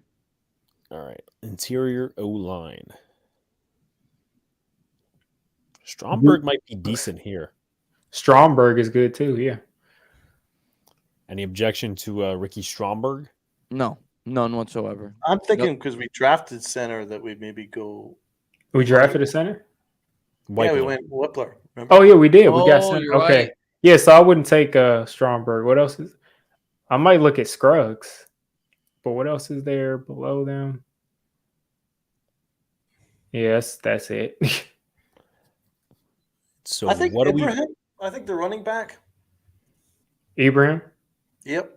Yeah, he's probably the best player, and we haven't taken one. All right. Are we down on the board for Ibrahim? Go for it. We need a running back.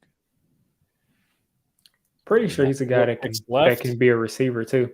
What's Not gonna there lie. at is that Ronnie Bell there? That receiver. That is Ronnie Bell. Yeah.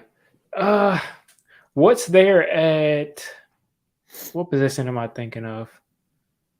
I happen to like Incoon, by the way. He's a small school kid. Hmm. Yeah. Oh yeah, what's there at quarterback? Take that risk. I'm good with QB. that.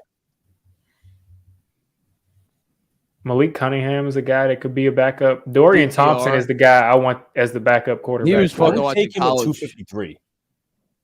I like Duggan too. I like him as a late quarterback guy too. Yeah. I think both could be taken at 253. You think so? I mean, one of them should be there at 253. Yeah, wait on that. Wait on one of our 7th round picks for quarterback. We'll test our luck. So Bell is still here. Stromberg is still here. You Incoom, like who I like Incoom? off the edge. Income I haven't watched, so I'll defer to you. If he's a good player and we haven't taken an edge yet, I'm kind of good with that. I think we should maybe take a risk there. All right, Tana. Go for it. Why Get not? the edge. We need an edge. We need everything. It's true. That's not really position. round 7. All right, Go get your quarterback now. You want Malik Cunningham or you want what was it? Duggan? Who else was it? All of them are still on the board. DTR, Duggan. Define the relationship. Who'd be better scheme fit? Well, DTR's It will be he's more of a- DTR. He's a runner. He's a runner, but I think he's a better thrower than Malik Cunningham. Yeah, I don't think Yeah. Cunningham is fully developed. I think DTR is the perfect guy that would fit into the system All right, that go you for could him, have man. locked away for 4 years. Yeah, And, long-term project. Maybe yeah. he could be good. Be a, Yeah. more than likely be a very good backup. Go for it. Should we take him here just to go for it? And I'd take Yeah. him here. There's When no in guarantee they hope. Well, it's 2 picks. When in Rome? there's 2 picks after this. So Yeah, so you might as well take him. yeah, I and mean- 244 is the next one. It's 3 picks after. It's not like there's gonna be any game changers gone. Okay, so we picked DTR. Diabate? Diabate's. I don't. What about a punter? See, they said I like the diabetes guy. I ain't against taking a punter Diabetes guy. with our last pick. Diabate is solid. He's solid. Jalen Wayne is decent. I don't think. Do we have any tight ends at all? I think we took one. Oh, no, we looked at one. No, we I don't didn't. think Britton looked at Strange is the only tight end that's on the board that I recognize at all. I think we should maybe just take a tight end just for the hell Yeah. of it. I say Brenton Strange. it. Let's do Final it. pick, and then we get graded. We're clearly getting an A. Take We a got to get fullback, Nate for this. so for we this can keep group 2 project. fullbacks on the roster. Big Hunter Lipke. Big Lipke. But Bellinger and probably going to get somebody else at fullback. Yeah, what's I don't know. Maybe just flip a coin at receiver. Are there any fast receivers left? Let's see. Jefferson, I know, is fast. Oh, I like it. Yeah, Jefferson's pretty good. I have no Copeland, idea. I think, was fast. I think he got hurt or something. Yeah. Which guy did you say was fast? Jefferson. Let me look up his 40 time. They're saying take Strange in the chat. He ran a 4.56. Didn't we take Strange, though? I think we just did. I think that might be old. Yeah.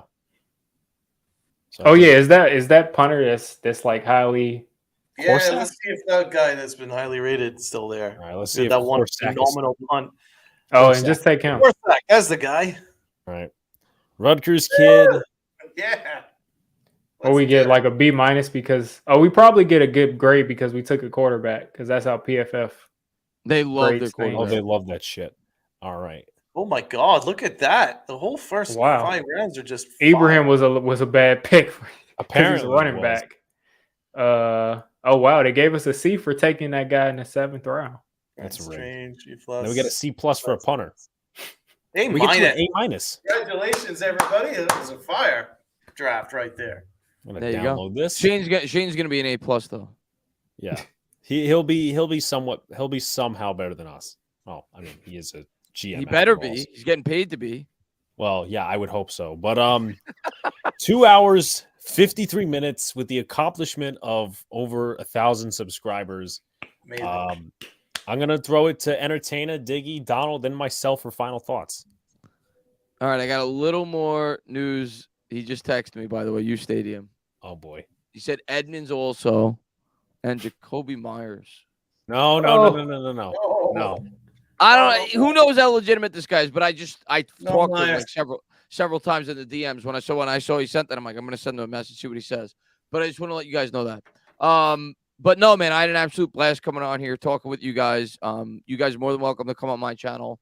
And anytime you guys ask me, anyone in here, you guys want me to come on, let me know. And yeah, I had a lot of fun tonight talking about the Giants, recapping, getting into free agency. We got the draft coming up, so should be a lot of fun. And yeah, and thank you for having me on. And congratulations on 1,000.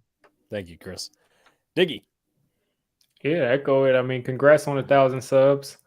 Appreciate you for bringing me on here. Yeah, I mean, I'm excited in the direction that this team is going in.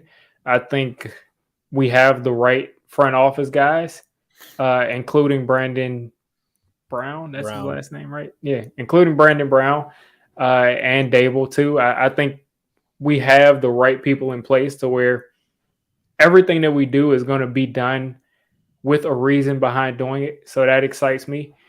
And yeah, I mean, over on my channel, I'll just be doing a bunch of draft stuff going into the draft. I'm trying to do 50 or 60 prospects. Wow. I think I've done as far as videos, I think I've done 7 so far, but I'm trying to do 50. 2 years ago, I probably did 30. So trying to do that, may not hit it, but if I shoot for 50 or 60, I might hit 30 again. So I don't know how I did that 2 years ago, but I did it. All right. Awesome. Donald. Well, first of all, thank you so much for getting us to 1,000. I'm really excited to continue to get some content out for you guys, good content. So once again, thanks so much to all the supporters, all the loyal ones like Jacob and Evan, and you know the ones, the guys that have been loyal to us from the start. And it's great that we've introduced 50, 60 more just today. So it's very exciting. Tana, Diggy, awesome to talk to you guys. And I can't wait to have you guys on again soon. And maybe it'll be cool to be on your channel sometime soon too, whether me or Alex. So hopefully get that done. But yeah, let's go Big Blue. I really hope in free agency that we extend Saquon. I want Jamil Dean, and I want a really good inside linebacker. And I'd be just satisfied with that. And then in the draft, draft sounds like it's all our wheelhouse. I can't wait to get into the draft. We got to do a draft stream, I think, or pre-draft stream. I think that's an important thing we should do. But yeah, can't wait to get really dug into the mid rounds and stuff like that, and really look into the receivers. But yeah, let's go Big Blue. I'm excited for the future. I think this team's going to be a playoff team next year. Let's go. All right. So I agree with you, by the way. I've seen a lot of people saying they think the Giants are going to fall up next year. I disagree. I'm not worried about the schedule because I believe in Brian Dable. I think continuity coming back. Yeah. I think we're going to be. I think we're going to with the right moves. I think we can. And the schedule means right nothing. In the thick of it next year. I agree with you. It literally means nothing. We don't know who the quarterbacks will be. We don't know what the injuries will be. We literally know nothing. So looking at a schedule and saying it's a lost season because of the schedule, because of what teams did last year, we should know that doesn't have anything to do with this upcoming year. Definitely. Just like to acknowledge real quick, my original deadline for 1K subscribers was March 30th, which was opening day. We beat that by 19 days. But thank you guys so much. Like, comment, subscribe, do all the good stuff. Obviously, if you haven't already, which you probably have, but if you haven't, please sub to these gentlemen. They do a lot of great work. Twitter also as well. They're very active, both of them on it. They know their shit. They know what they're talking about. Also some of the other channels and accounts in the description that helps us, different people, different stuff like that. Tomorrow we'll have the call-in show, Boys in the Big Apple, and a free agency stream on Monday, and lots more where that came from. Appreciate you guys coming out, and we will see you next time. Go Big Blue. Peace.